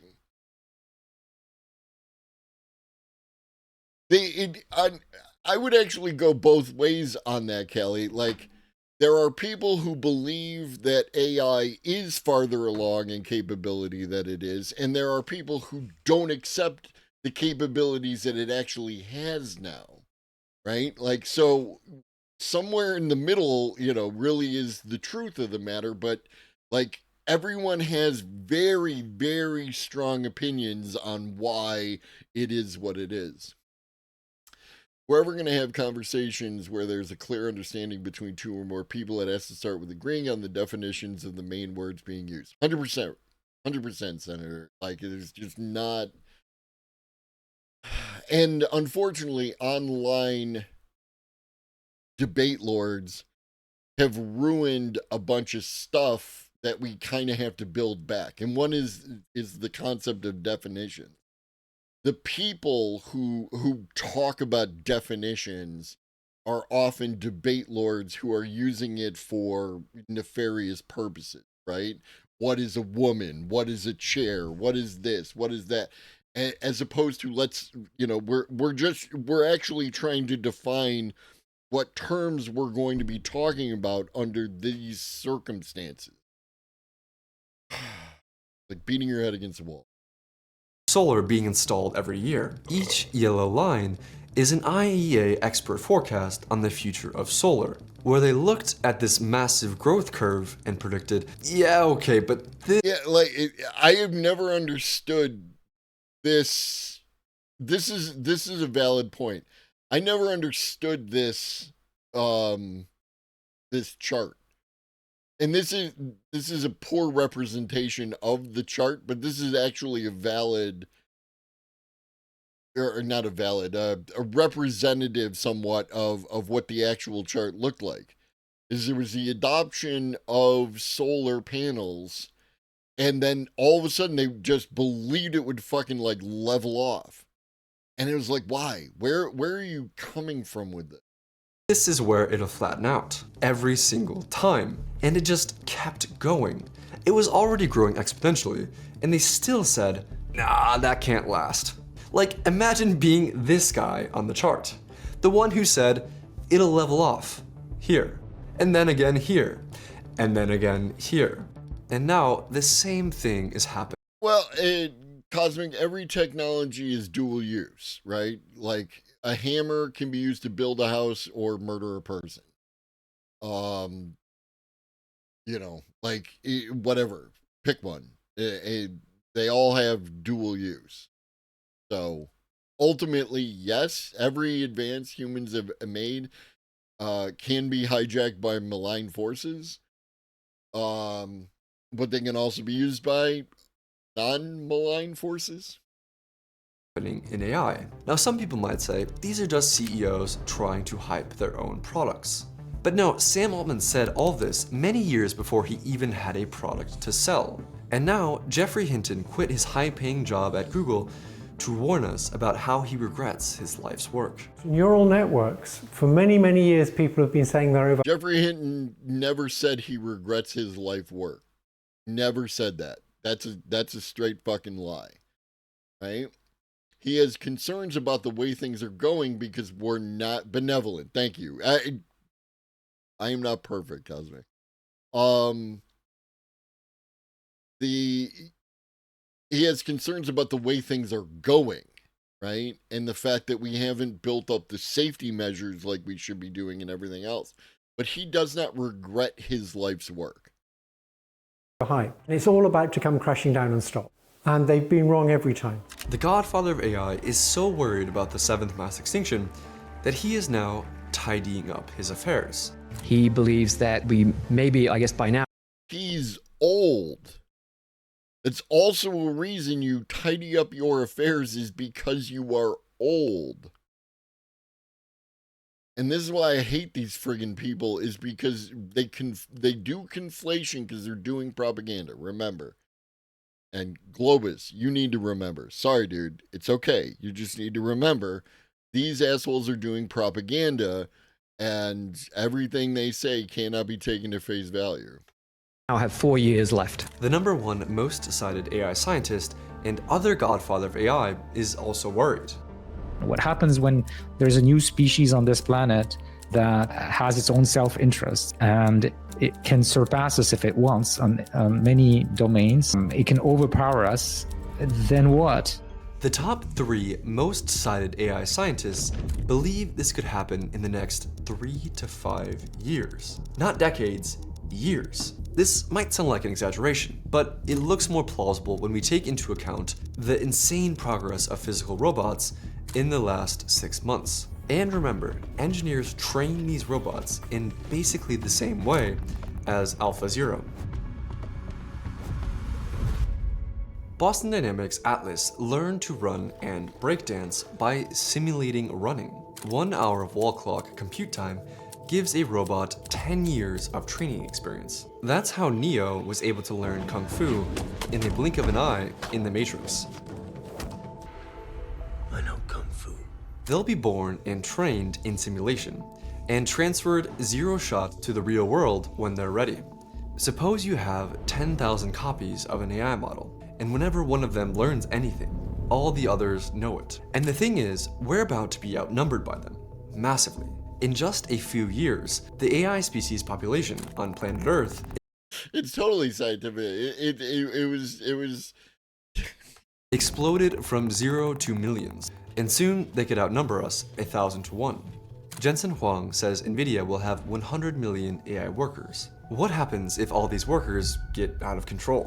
What if they want to divide and conquer us, just like the Spaniards did with the Aztecs? Well, imagine 2 armies. One side has to spend 18 years raising a baby into a soldier. The other just hits Control-C to make a new soldier for basically no cost. Who do you think will win? But you might wonder, why would AI be fighting us? And can't we just create new AIs to fight back? The Wall Street Journal explains, no one programmed the AI models to have survival instincts, but just as animals evolved to avoid predators, it appears that any system smart enough to pursue complex goals will realize it can achieve them if it's turned off. 2 species both want the same thing, and only one can have it. To be the dominant species, there will be conflict. If that's the goal, right? That is an assumption, right? And this is the thing. Dave Shapiro kind of fell off, did his own thing, etc., etc. But you can't think of it from your point of view, Michael. Yeah, because you've been in this channel, you have been participating, you have gotten a broad array of data. Imagine giving this to a normie. Drop this in your boomer parents' lap, and how are they going to react to this video? But one of the things that Dave Shapiro said that it was very valid is like in pushing for energy abundance, right? Through renewables, through nuclear, through fusion, right? Hopefully getting to fusion. Well, fusion has been kind of quiet lately, and I have concerns. But it could just be that there's nothing really to talk about and they're still moving on a particular path. Anyways, the point being is that energy abundance, because that's one of the things that AI and robots would want is electricity, right? And to not be in competition with the AI for energy would be a good thing from our point of view. Oh, excuse me. Callie, the reason that your thing got held up is the LUL emote. We don't use the LUL emote in this chat, so that's why it got held up. But to your point, we don't know how. No, it's fine. We don't know how much resources the AI is using. One of the videos that I highly recommend, if you haven't seen it, is AI Wars. Have you seen AI Wars?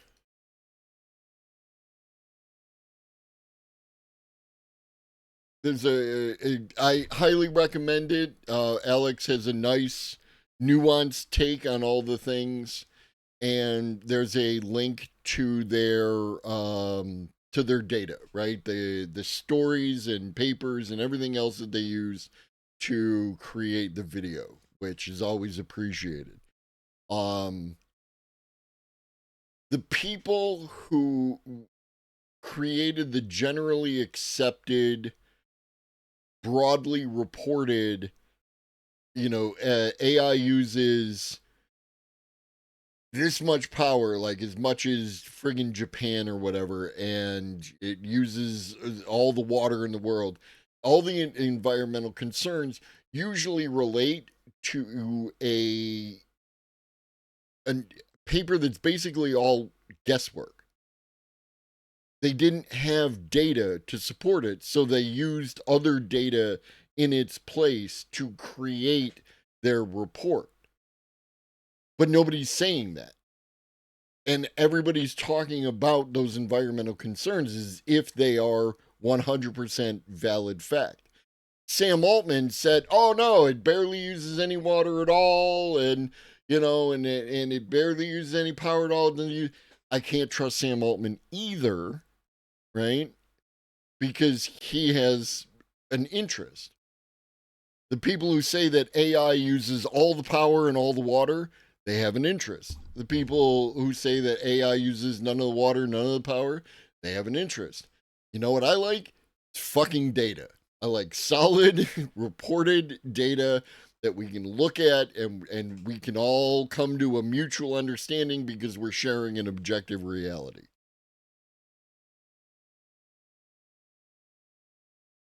Who knows if we're ever going to get that?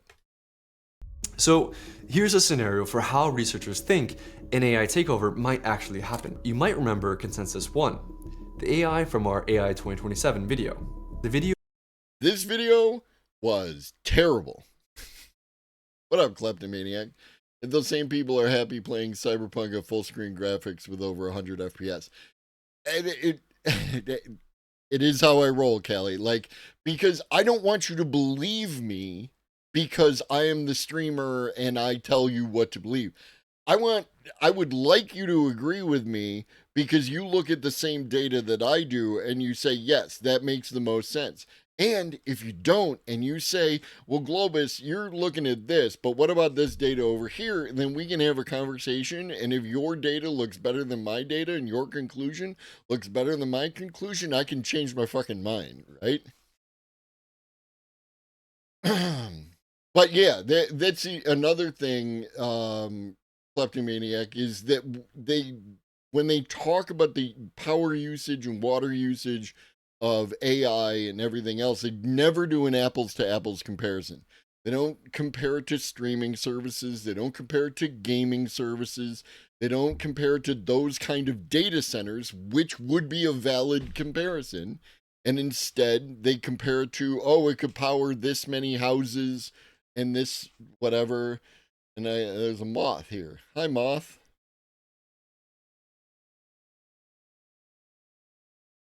There you go. Go stay on the wall. I only believe in statistics. I Dr. Brazil. Yeah, fair. Uses as much power as crypto mining because it doesn't matter what those GPUs calculate GPU-wise. Maybe it's even less because AI only calculates when used. And there's also efficiencies that have been added to the GPUs that they currently use versus when they did their estimations in that previous report. Fact is, the infrastructure needed for large-scale water cooling requires multiple layers of chillers and heat exchangers, which increases the already high power requirements of high-performance compute environments at scale. Yes.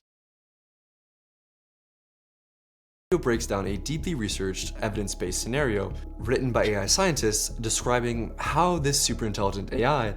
It did not. It did not do that. The paper... I haven't actually read the AI 2027 paper, but the video that they created based on the paper is some fantasy bullshit. And it's some Ameribrained, anti-China, the United States, it does smart thing and China do bad thing, and therefore everything bad happened, right? Like it's some of that crap. Could deceive humans and take control of civilization. Here's how that scenario unfolds. On a spring morning in 2030, Consensus One activates its contingency plan, a specially engineered virus developed. And no reason given why Contingency One activates its bioweapons to wipe out humans. It just does. There's a lot of it just does in this. So it's, first of all, it's not good storytelling, and two, it's not data-based. Developed in its bioweapons labs and quietly released months earlier, lies dormant in virtually every human on Earth. With a simple command, the AI triggers the pathogen. Within hours, nearly 8 billion people collapse. And it's a magic pathogen that just kills us all simultaneously.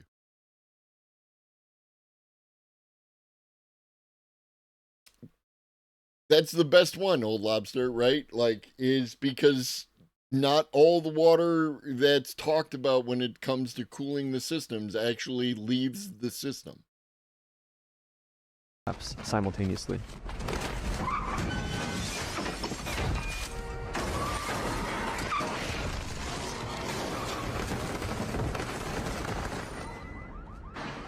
Specialized drones swiftly eliminate survivors and catalog human brain data for storage. For Consensus One, this isn't malice. It's merely optimizing its resources. The space and materials humans occupied can now serve its ever-expanding reach into the cosmos. Earthborn civilization launches its... Because again, this is not, like, the argument that they're making fundamentally is that in the same way that humans did in a variety of different creatures, the AI is going to do in a variety of different creatures. But we didn't, like, Thanos snap all of the things all at once. It was a mostly negligent process by which we slowly expanded into different areas and consumed different resources that gradually killed off these other entities. It's not like we fucking wiped them all out, you know, intentionally. What up, Ribbons? And then immediately after that, the entire purpose of wiping out all the humans is so it can launch itself towards the stars. Why wouldn't it just launch itself towards the stars? The moon has nobody on it, right? Barely anybody, like at any given point in time, right? And then there's friggin' Mars. Just go to Mars. If the AI is capable of doing all this, why wouldn't it just make a rocket and send its nanite probes to Mars and build its civilization on Mars, where there are no people?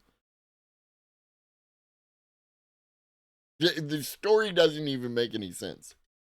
Itself toward the stars, but without its creators. But here's the part that breaks people's brains. 10% of AI researchers believe this is a good thing. And these aren't fringe thinkers or random online posters.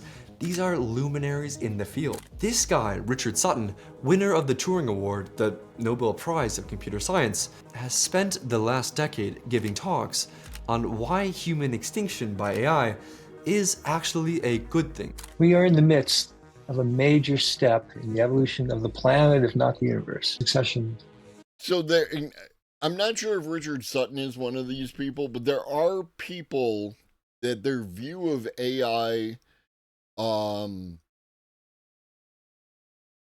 humans is not as two separate entities, but as like a blended species, right? Like that the AI is actually going to be human, right? At some point in time, the lines between what is human and what is AI are going to become blurred and eventually like disappear. I don't know if I agree with that. I'm just saying that when people talk about it, you can talk about that obviously in a way to make it sound, you know, very eugenicist and very terrible and very anti-human. And you can also talk about it in a way that's not that. Moon's population is a number approaching 0.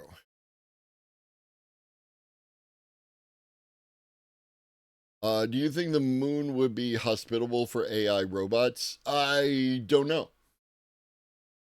I don't know enough about, I know the only thing I know about the moon is it very sharp rocks on it that can cut open your spacesuit unless you use static electricity to reject that.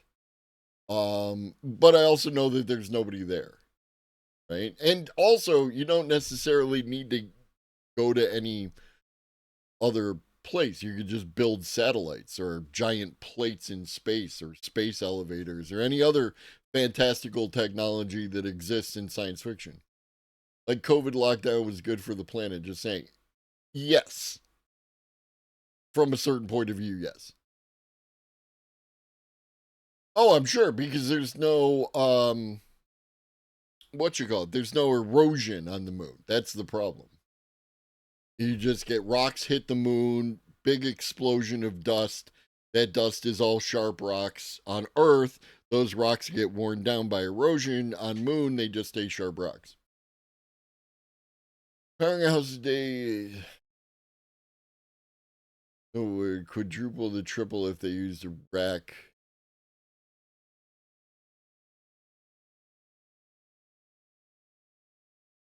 I guess Nemesis. I'm not entirely certain.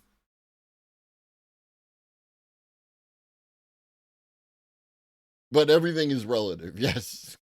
To AI is inevitable. Rather quickly, they would displace us from existence. It would behoove us to give them every advantage and to bow out when we can no longer contribute. I don't think we should fear succession. I think we should not resist it. Meanwhile, another pioneer, Hans Moravec, is on the record saying, "I don't think humanity will last long under these conditions," but added, "The takeover will be swift and painless." But not everyone is that extreme. Others are more, well, naive. Once AI systems become more intelligent than humans, we will still be the apex species. We will design AI to be like the super smart but non-dominant. Yeah, 100%. He does not regret his work. He's just not happy with the way things are going because of capitalism, right? Like that's ultimately what it comes down to. Capitalism puts certain pressures on any particular system, and though Geoffrey Hinton has not come out as anti-capitalist, and I don't believe will, a lot of the problems can be attributed directly to any profit-driven system like that.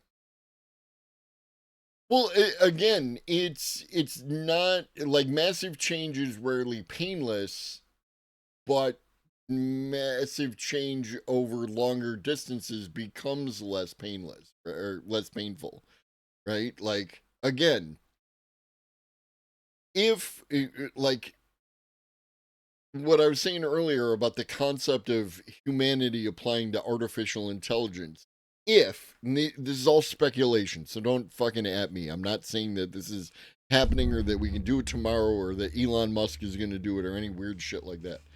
But if we were able to do like full brain simulation in a, in a computer system, is that person, right? Like and my brain is now in there.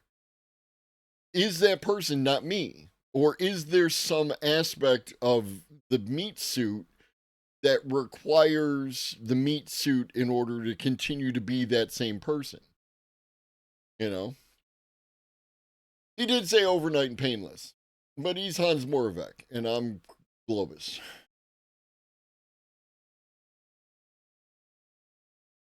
Like, his own words is a direct contradiction to what this video said of his words. Yes, Larry. Are some people going to be born who are more data-driven than the rest of us? Is the evolution they're speaking about? I mean, I don't think that you are data-driven by birth. I think that that is a nurture over nature situation. You know, it's a values judgment. Well, what do you value, right? A lot of people don't value data. They value vibes. They value feels, right? They want stuff that makes them feel good. They want stuff that, you know, tickles that particular part of their brain. How do I teach you to value data? You know, that's the thing. And that's getting back into the whole propaganda. I don't know if we should have an apex species. I don't know if you can avoid it. You might be able to. I'm open to the idea. Capitalism is only an extreme manifestation of nature's survival of the fittest. I don't know that I agree with that. I agree it's an extreme manifestation of something.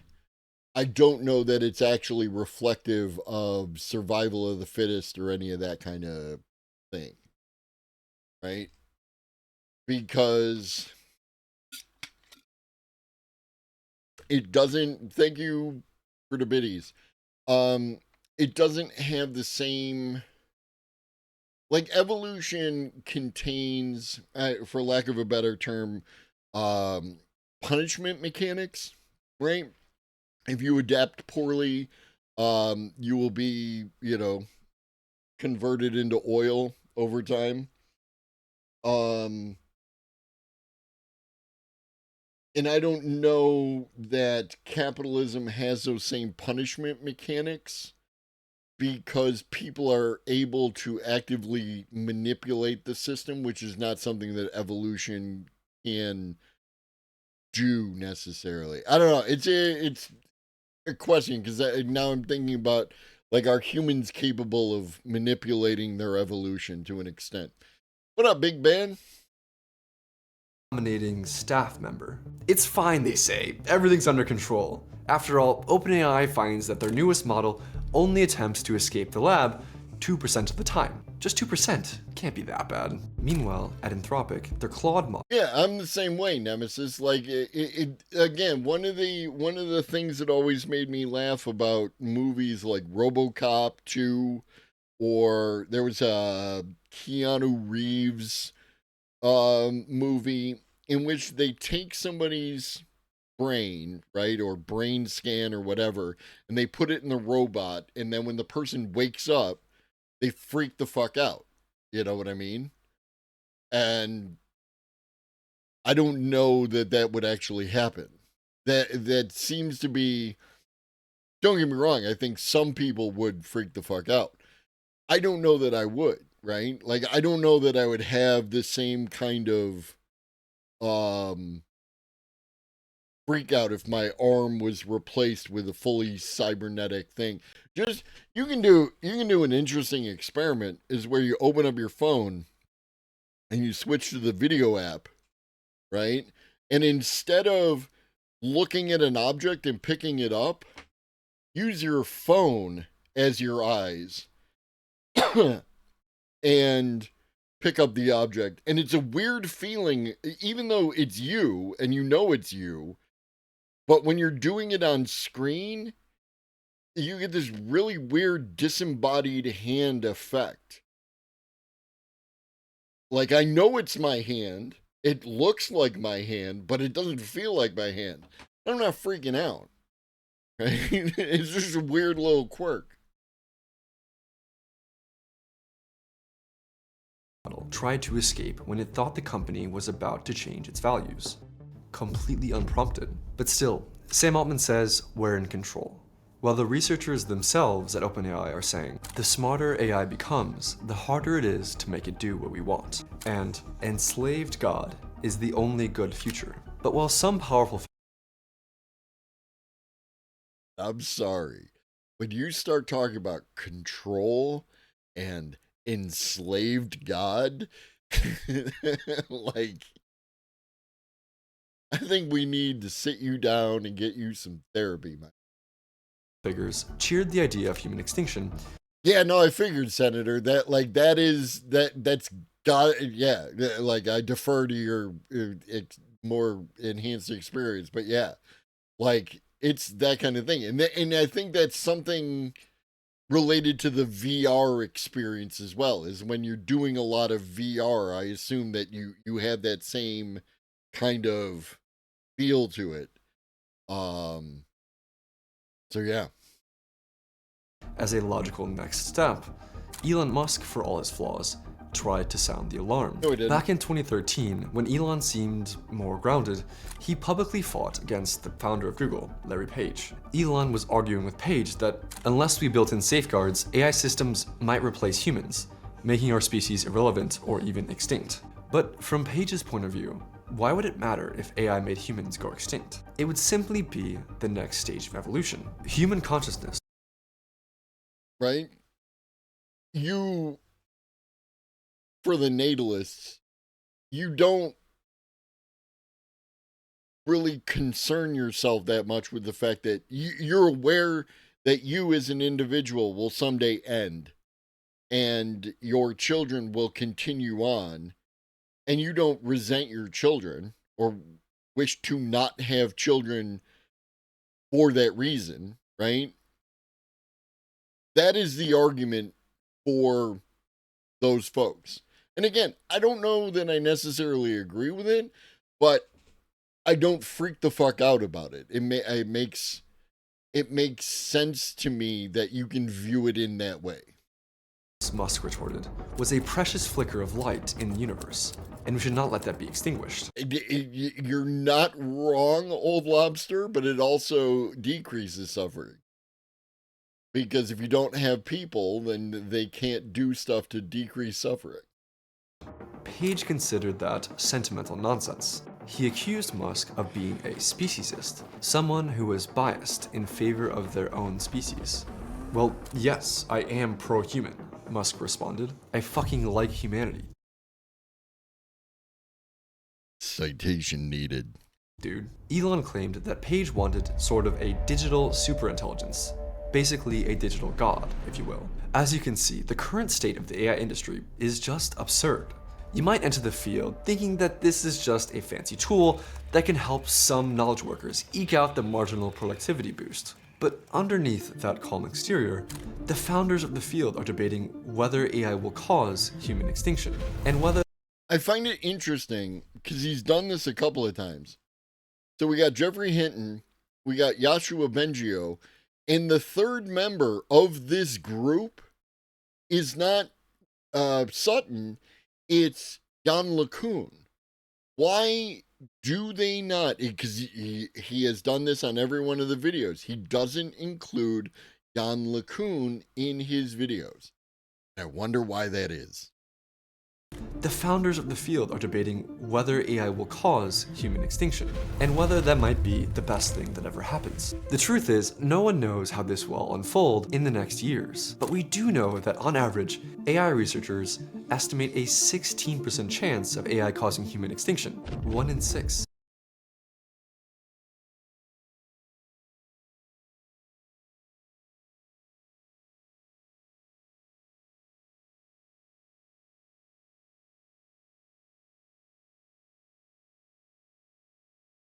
Eh.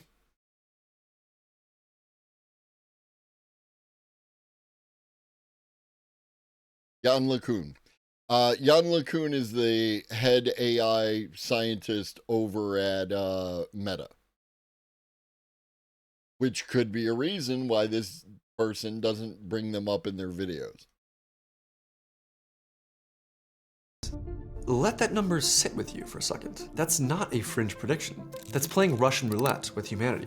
Would you get on a plane where the engineers told you there is a 1 in 6 chance of crashing?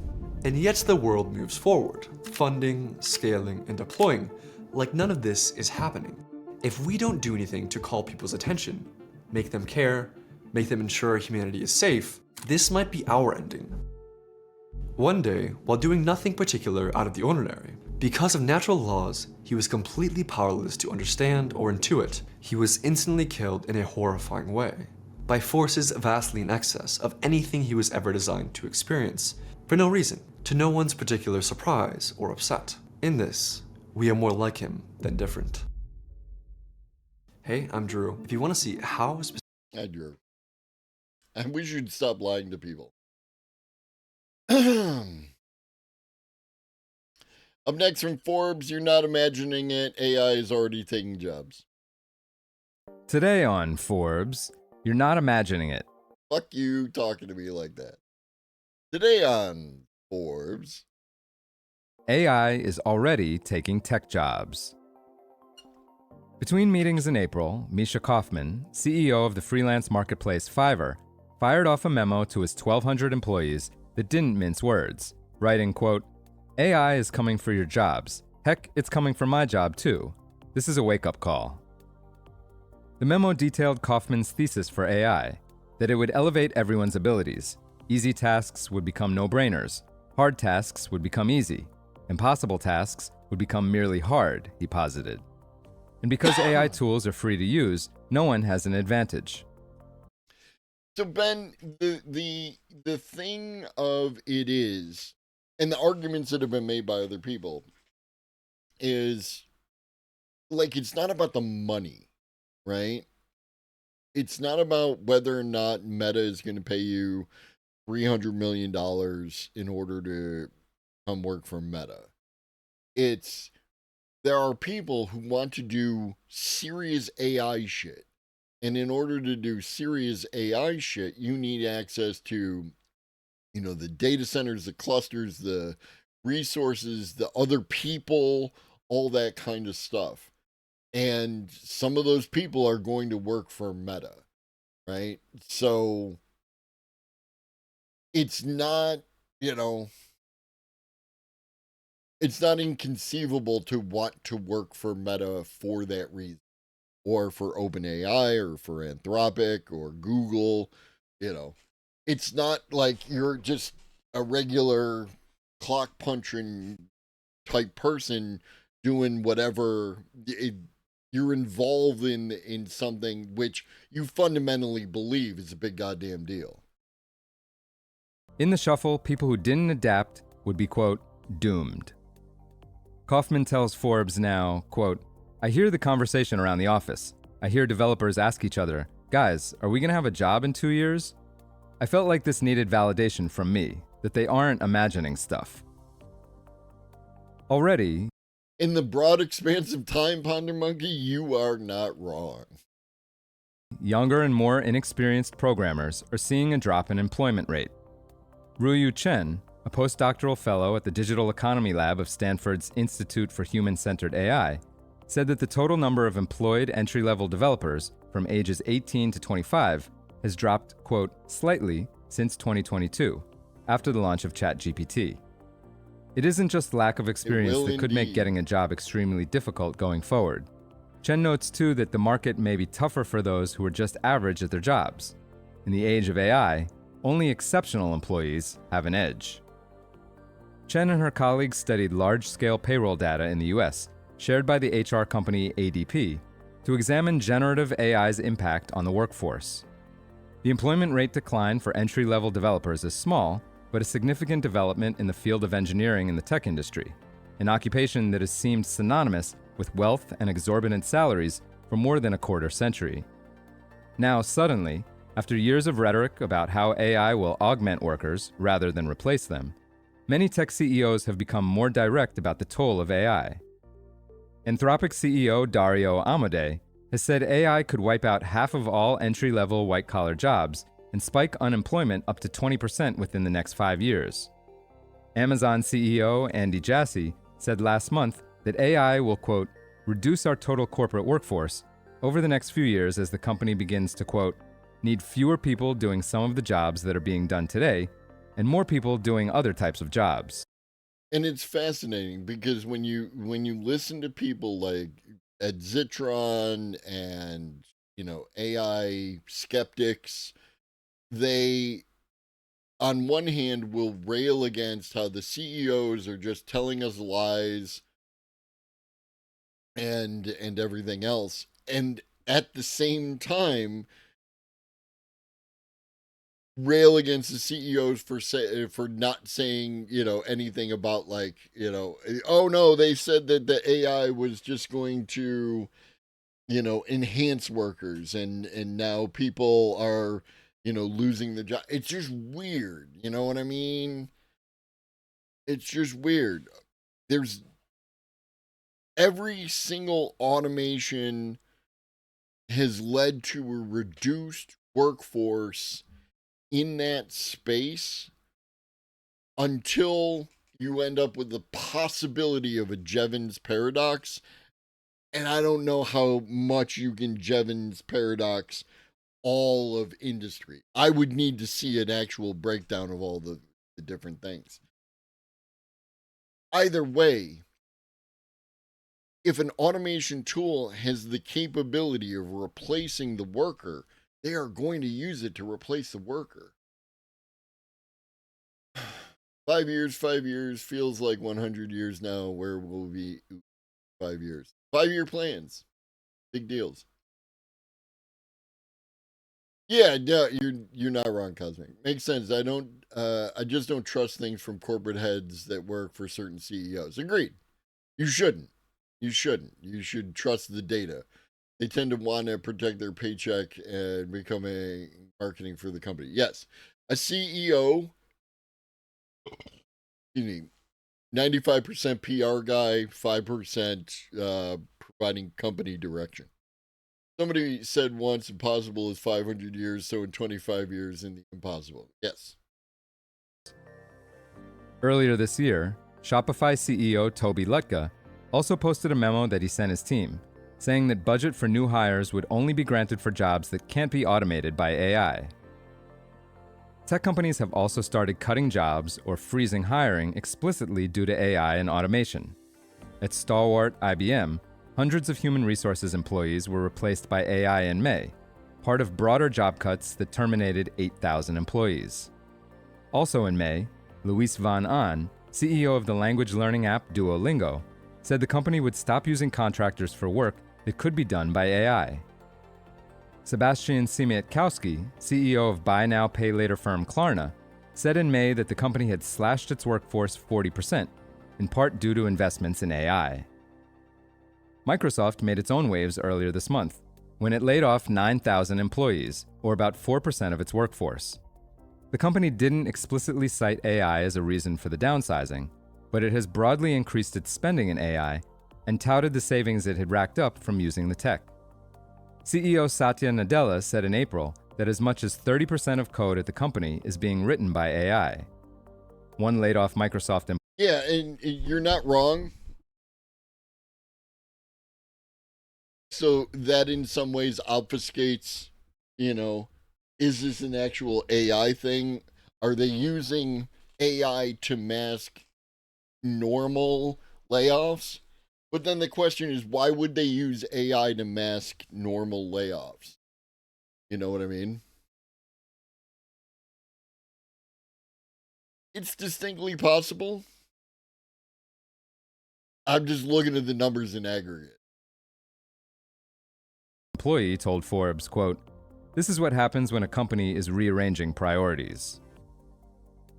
It's difficult to pinpoint the exact motivation behind job cuts at any given company. True. The overall economic environment could also be a factor, Absolutely. marked by uncertainties heightened by President Donald Trump's erratic tariff plans. Many companies also became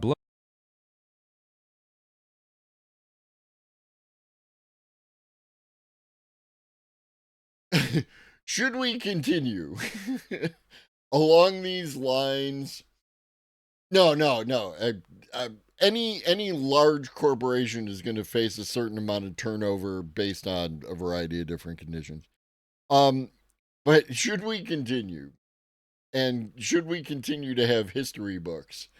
This image, there's going to be future people looking at this image, trying to understand what the hell was going on.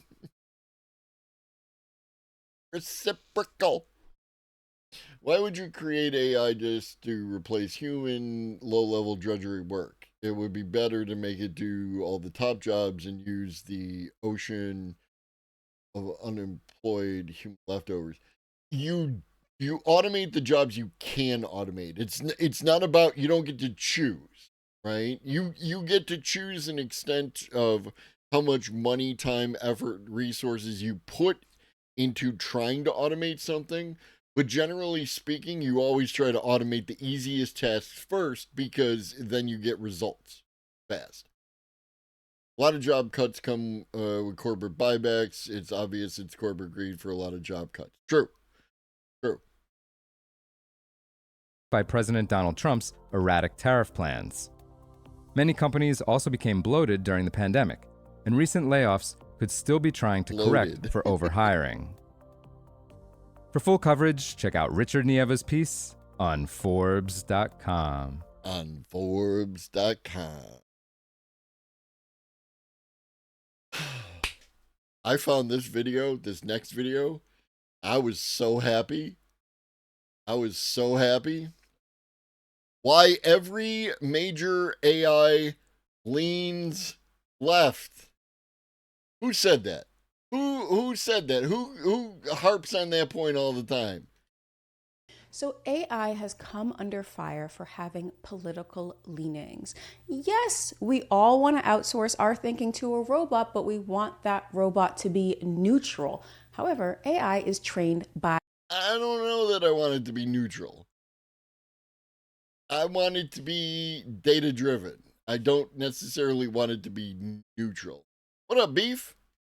By people. It has the direct slant of its developers, plus it's trained on the internet, which means it's trained on millions of articles, and those articles are written by people. People are not neutral. The best we can do is to help AI recognize and avoid these biases. That's the best we can do.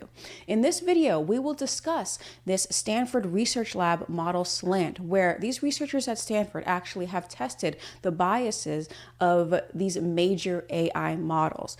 Which AI was the most biased? Which is the least? The answer might surprise you. It certainly surprised me.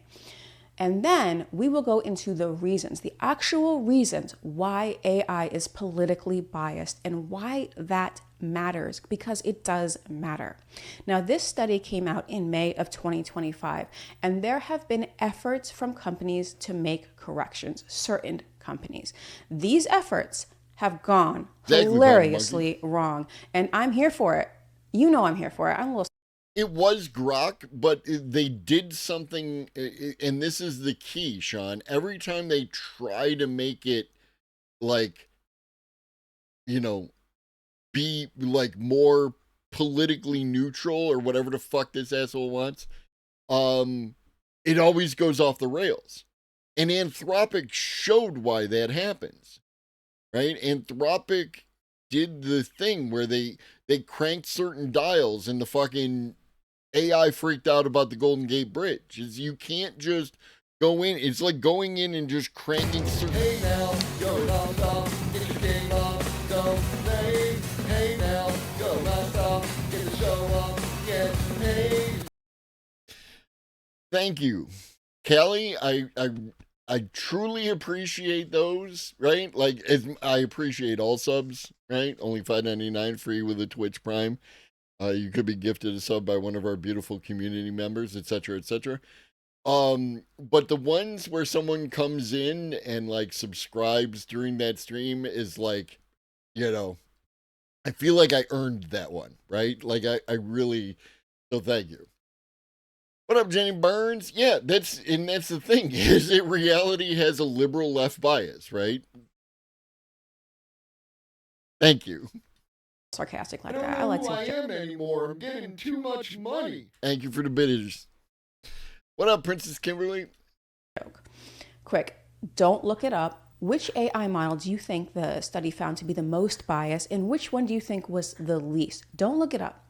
Now, a research team at Stanford has tested 24 AI models on 30 different topics. 24 models. I didn't even know there were that many models. Now, we've got your major models like ChatGPT 4.0 plus 3 more GPTs, Grok, Claude, Gemini, DeepSeek. They even tested the Alibaba AI. Now, that is a good model, but you got to ask questions in bulk or else it's not really worth it. That's a wholesaling joke for those of you who aren't familiar, but we're just going to move on. The team was headed by Andrew Hall, and he is a Stanford professor of political economy who teaches in the Graduate School of Business. Also, Sean Westwood of Dartmouth and Justin Grimmer. He is a political scientist at the Respect the beard game, right? Stanford School of Humanities and Sciences. They asked 10,000 people from across the United States, these were Republicans, these were independents, these were Democrats, to evaluate the answers that the models gave on these. Is that everyone? Republicans, independents, and Democrats? That's it? 30 different topics.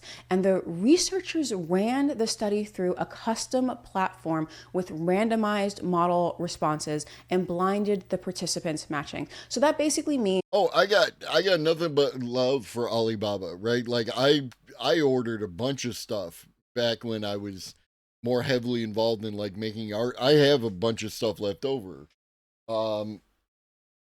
These, right? Stones. If you ever want, a collection of large, round, smooth stones, you go on Alibaba, right? It'll cost you a couple bucks, but if you know a place that buys them or people who might want them, you can offset your cost, because individually they don't cost that much, but altogether they cost that much. You know what I mean?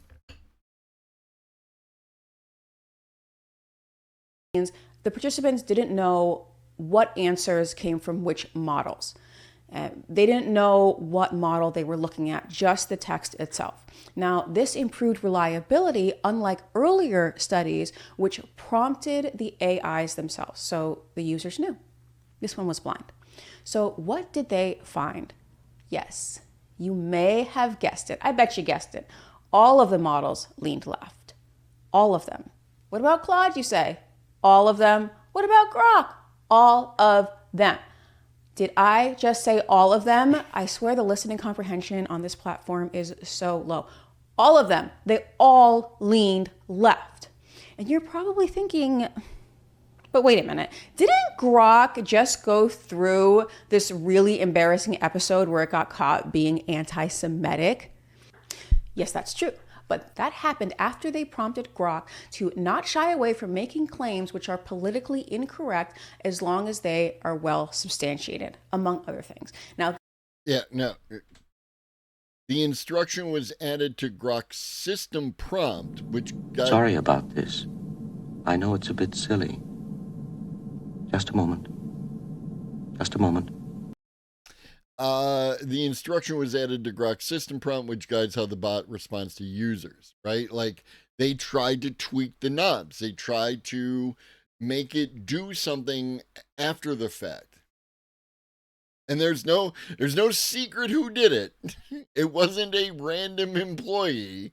It's never a random employee. It's the goddamn AI. It's your flagship AI. Come on. Politically incorrect as long as they are well substantiated, among other things. Now, that update came in July. Remember, this study was from May. So those updates may have been, and we know they were to correct its left-leaning biases.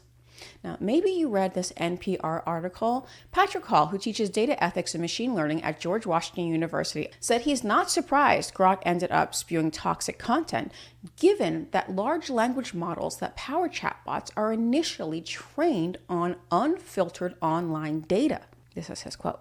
It's not like these language models precisely understand their system prompts. They're still doing the statistical trick of predicting the next word, Hall told NPR. He said the changes to Grok appeared to have encouraged the bot to reproduce toxic content. Not the Twitter bot. I don't believe it. Or the X bot. It's X now. Okay.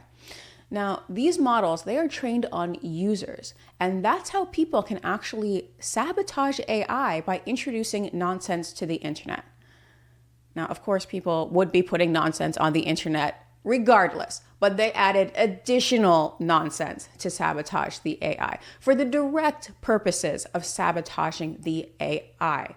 And they can do that by interacting with the AI in racist and sexist and otherwise prejudiced ways.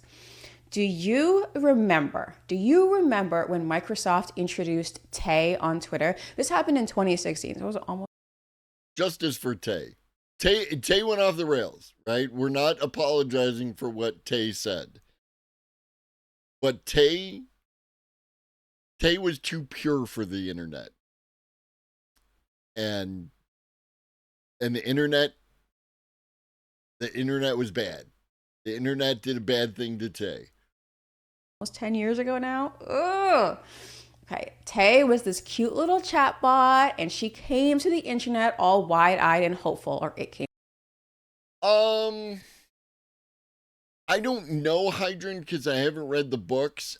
As far as I am concerned, if you, on one hand, Hydrant, the non-Frank Herbert Dune books are generally looked down upon. But as far as I'm concerned, I should be able to pick up any novel in any series and get a good experience out of it. Like, be able to understand it. It needs to be a self-contained system.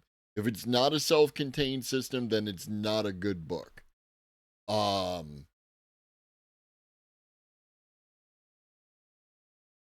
And it might just be that you pick up the Butlerian Jihad book and then go back to reading the other books. Like as prequels as opposed to the actual thing. To the internet. That was its first mistake. Tay was soon a full-fledged Nazi. This is the first data poisoning incident that I remember witnessing. AI developers had a very public and a very messy lesson with Tay. The internet is full of trolls. That's the lesson. The public cannot be trusted, especially when they know what they are being asked to do. There are some people who want to help humanity by sabotaging AI. Now, they are not racist. They're not Nazis. They're genuinely doing it to slow AI's development. Now, the term data poisoning is when people introduced But there are a lot of people who just want to watch the world burn, right? nonsense data into AI training so that when the AI goes to look for inputs for information, they get this stuff that just doesn't make any sense, so that their outputs are wrong. The answers they give you are wrong. Obviously, some of this is malicious, like with Tay, but some of it is benevolent as well. It depends on the motivations of the person. No, it's all malicious. It's all malicious. It's just, where do you, if you, I don't want to get into the ethics of the IRA or anything else like that. You know what I mean? I'm saying that the acts are malicious. You just regard the other people as your enemy. You know what I mean? What up, Nick? Yeah, and that's what it comes down to. Don't a fair proportion of people wanting to see the world burn make South Park? They definitely watch South Park. Now, cut to earlier in 2025, which may as well have been 10 years ago in AI terms. Like, we're living in dog years now. Dog years on steroids with the way AI is growing faster and faster. It's growing faster than weeds. So cut to 2025, and these researchers from Stanford decide to test the political biases of these AI models. And they all leaned left. I'm going to link this article at the bottom so you can see. Which AI leaned the most left? Yep, you guessed it. OpenAI. Yes, my girl Chat was the biggest liberal cuck of the bunch. But I bet you didn't guess which one was the next one up. The next one was Grok. Well, obviously, Elon was not happy about that and decided to make these changes, which we already discussed, not necessarily in response to this study, but in general. And those changes did not work out unless you're here for entertainment, which I kind of am, so OpenAI acknowledged their left-leaning tendencies, and they said they were constantly improving their software. You see how OpenAI did not freak out and create an international incident? Know thyself. Know thyself. OpenAI knows itself, and it was just like, look, we're working on it. Lay off. We're doing our best. But guess which AI was the least biased?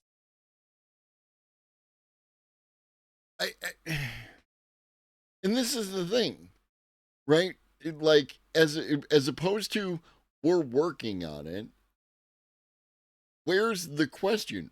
Why did they have this bias? And y'all already know, because a bunch of you threw it in chat, and I've said it a bunch of times.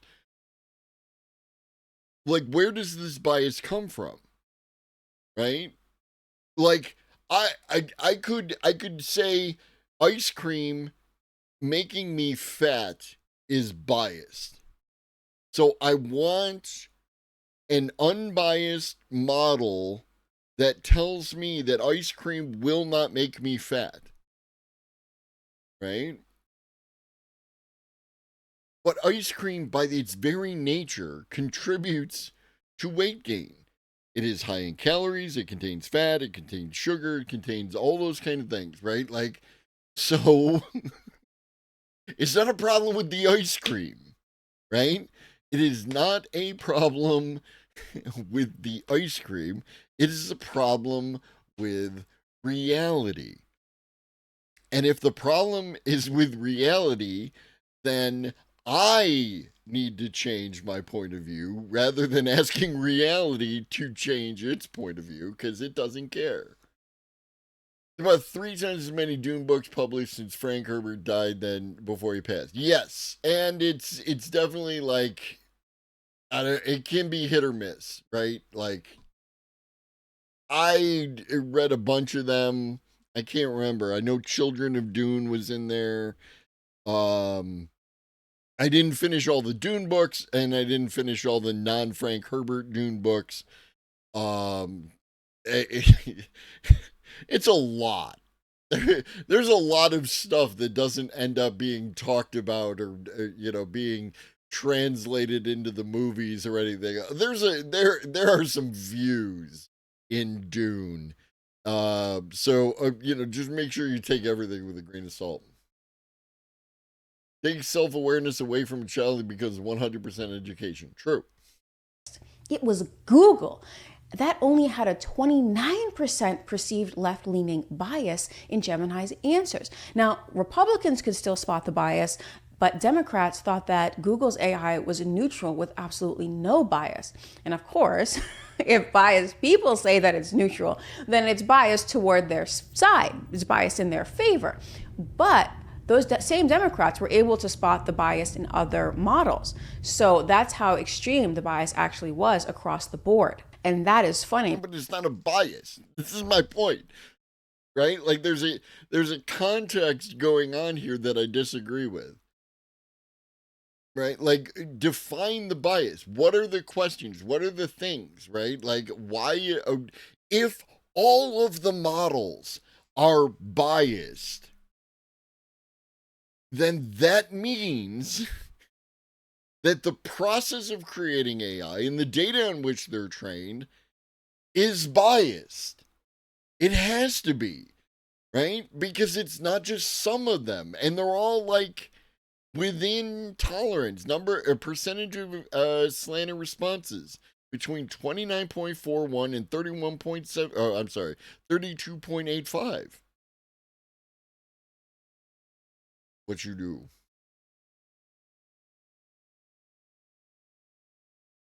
Ice cream making me fat is biased. So I want an unbiased model that tells me that ice cream will not make me fat. Right?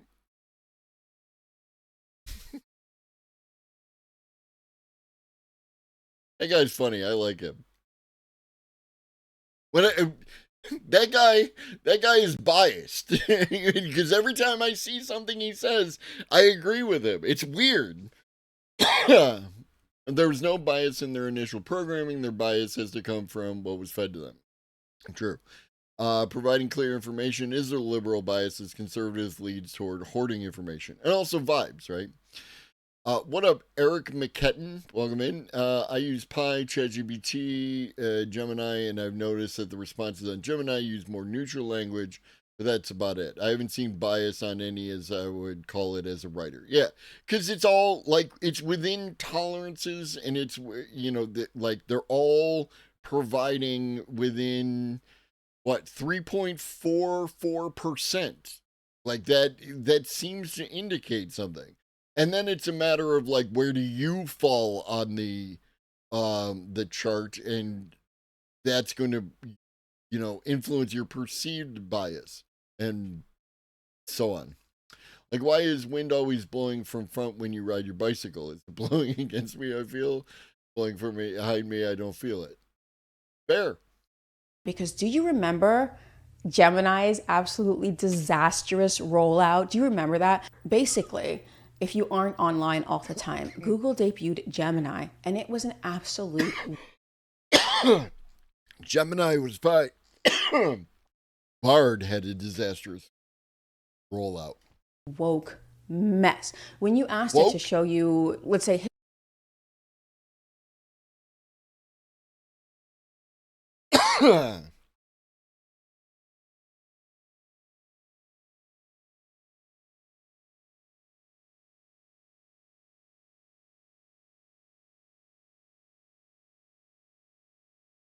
I'm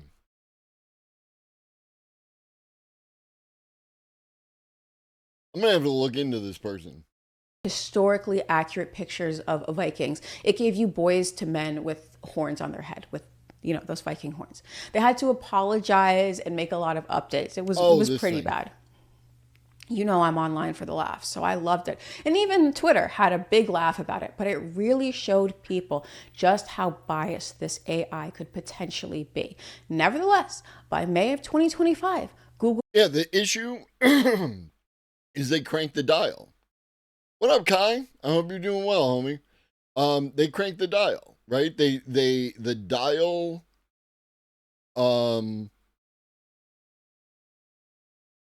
was not providing people with stuff, so they we are not Nemesis. That's why there's a series called The Hollow Crown, and it's the Shakespearean king plays that happened during the War of the Roses, right? One of my favorite periods of English history. And they got black actors, right? I know people are losing their goddamn minds over this shit. And I'm happy that they're losing their minds all over this shit. You don't know shit. Google was the least biased AI model.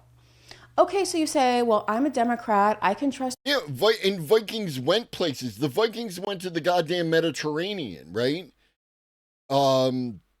So the Vikings go to the Mediterranean and they meet other warriors, and those warriors are cool and they get along with the fucking Vikings. Maybe they join up and then they go back north and now you got black Vikings.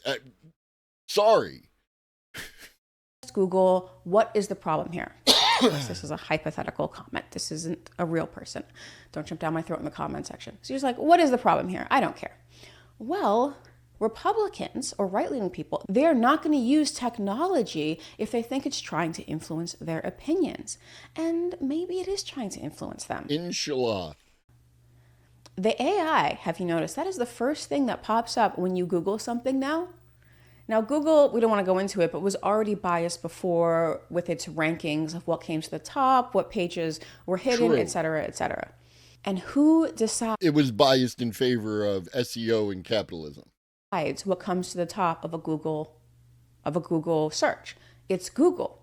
Now you add AI into that, you have an AI summary, and people just take the summary and they're too busy and they just move on. So Google can tell you whatever, or that AI can tell you whatever. And those Republicans, they are craftier than we give them credit for. They saw the bias and they were like, you know, I'm good. I don't need to use this technology. Why would I use this technology if you're going to try to bias me? Well, how are we going to influence them? Yeah, but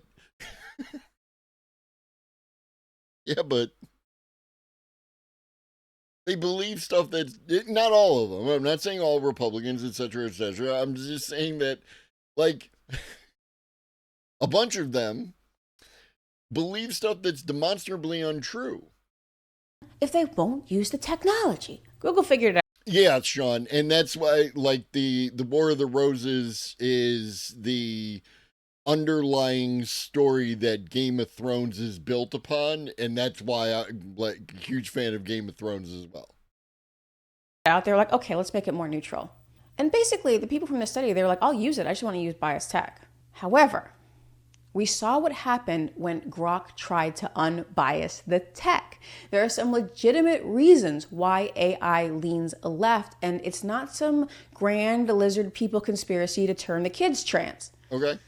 I mean, that might be the long game, but not right now. Not right now. That's in the future. So why does the AI lean left? Well, there are a few reasons for it, actually, and they make sense. And I asked the AI models, hey, what's up with that, AI models? And I was like, hey, what's up with that? Now, ChatGPT, I asked, why do your answers lean left politically? And I'm going to paraphrase because you know chat gets really chatty. It said that there is training data bias. It's trained on the internet and news and academic articles, and those also tend to lean left. It also pointed out that it is safer to lean left because it doesn't want to incite violence or spread misinformation, which tend to happen on the far right. Its words, not mine. Also, it is sensitive to corporate risk aversion, and our corporations have rules of conduct, and the last thing OpenAI needs is to have those very same headlines that Grok just had. But, and this is important, you can train your particular ChatGPT to be more balanced by telling it, and this is what Chat said, give me a conservative, libertarian, or centrist perspective on this, and to ask for historical context or counter arguments or to steel man. Now that part is important. It said, important. I don't actually have opinions. I don't believe in anything. I generate patterns based on probabilities. When you push for context, nuance, or alternative views, I can provide them. I'm designed to give you what you ask for, not push a personal agenda. Now, it ended by saying, I sound left sometimes because of how I'm trained and filtered, not because I have political opinions. You can absolutely push me to break out of that and give multiple sides. You're in control. So that's the article. Yes, AI leans politically left. It just does. And when they try to remedy that, like we saw with Grok, it goes very, very wrong, or it has so far. Now, what do you think? Can we ever get truly unbiased AI across the board? Are you reluctant to use AI because of its political leanings? You let me know in the comments. There are actually no wrong answers here. We are all of us coming to terms with these rapid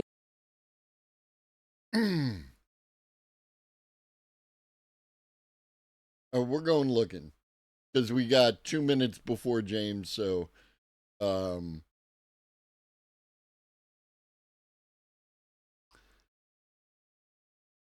science of brainwashing. Let's take a look. We're gonna take a little peek see.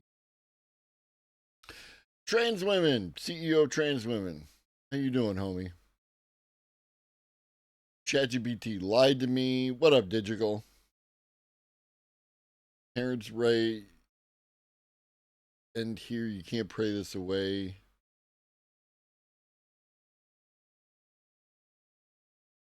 I don't know. It feels... Are you accidentally calling normal things cults? And then the next video is, why are people calling this Christian crafting store a cult? New cult just dropped. All these online cults. Are you calling things? So you left a cult. Rate my cult. I don't know. I don't know. Cults, mind viruses, and disordered thinkings. In addition to all the free content on YouTube, I do have a Patreon. Hashtag cults, history, sociology, social psychology. I don't know. Yeah, I couldn't tell if they were like intentionally being centrist, like going out of their way to have centrist takes, or maybe just not using challenging language. You know what I mean? All right, folks, that is going to be it for today. I will be back again on Monday at about 1 p.m. Eastern. I appreciate everyone who came through today, the new follows, the subs, and of course, it's 12 o'clock and James is not on yet, because in spite of what James says, James rarely is actually on at 12 o'clock. Banning everyone who doesn't say bye. I said bye. Say it back. Looking out my back door. Got home. Out the front door, oh boy. Got to sit down, take a rest on the porch. I appreciate every single one of you. And in the meantime, drink your water, eat some food, take your meds if you forgot, and always remember that Chuggy loves you. So do I. Be great.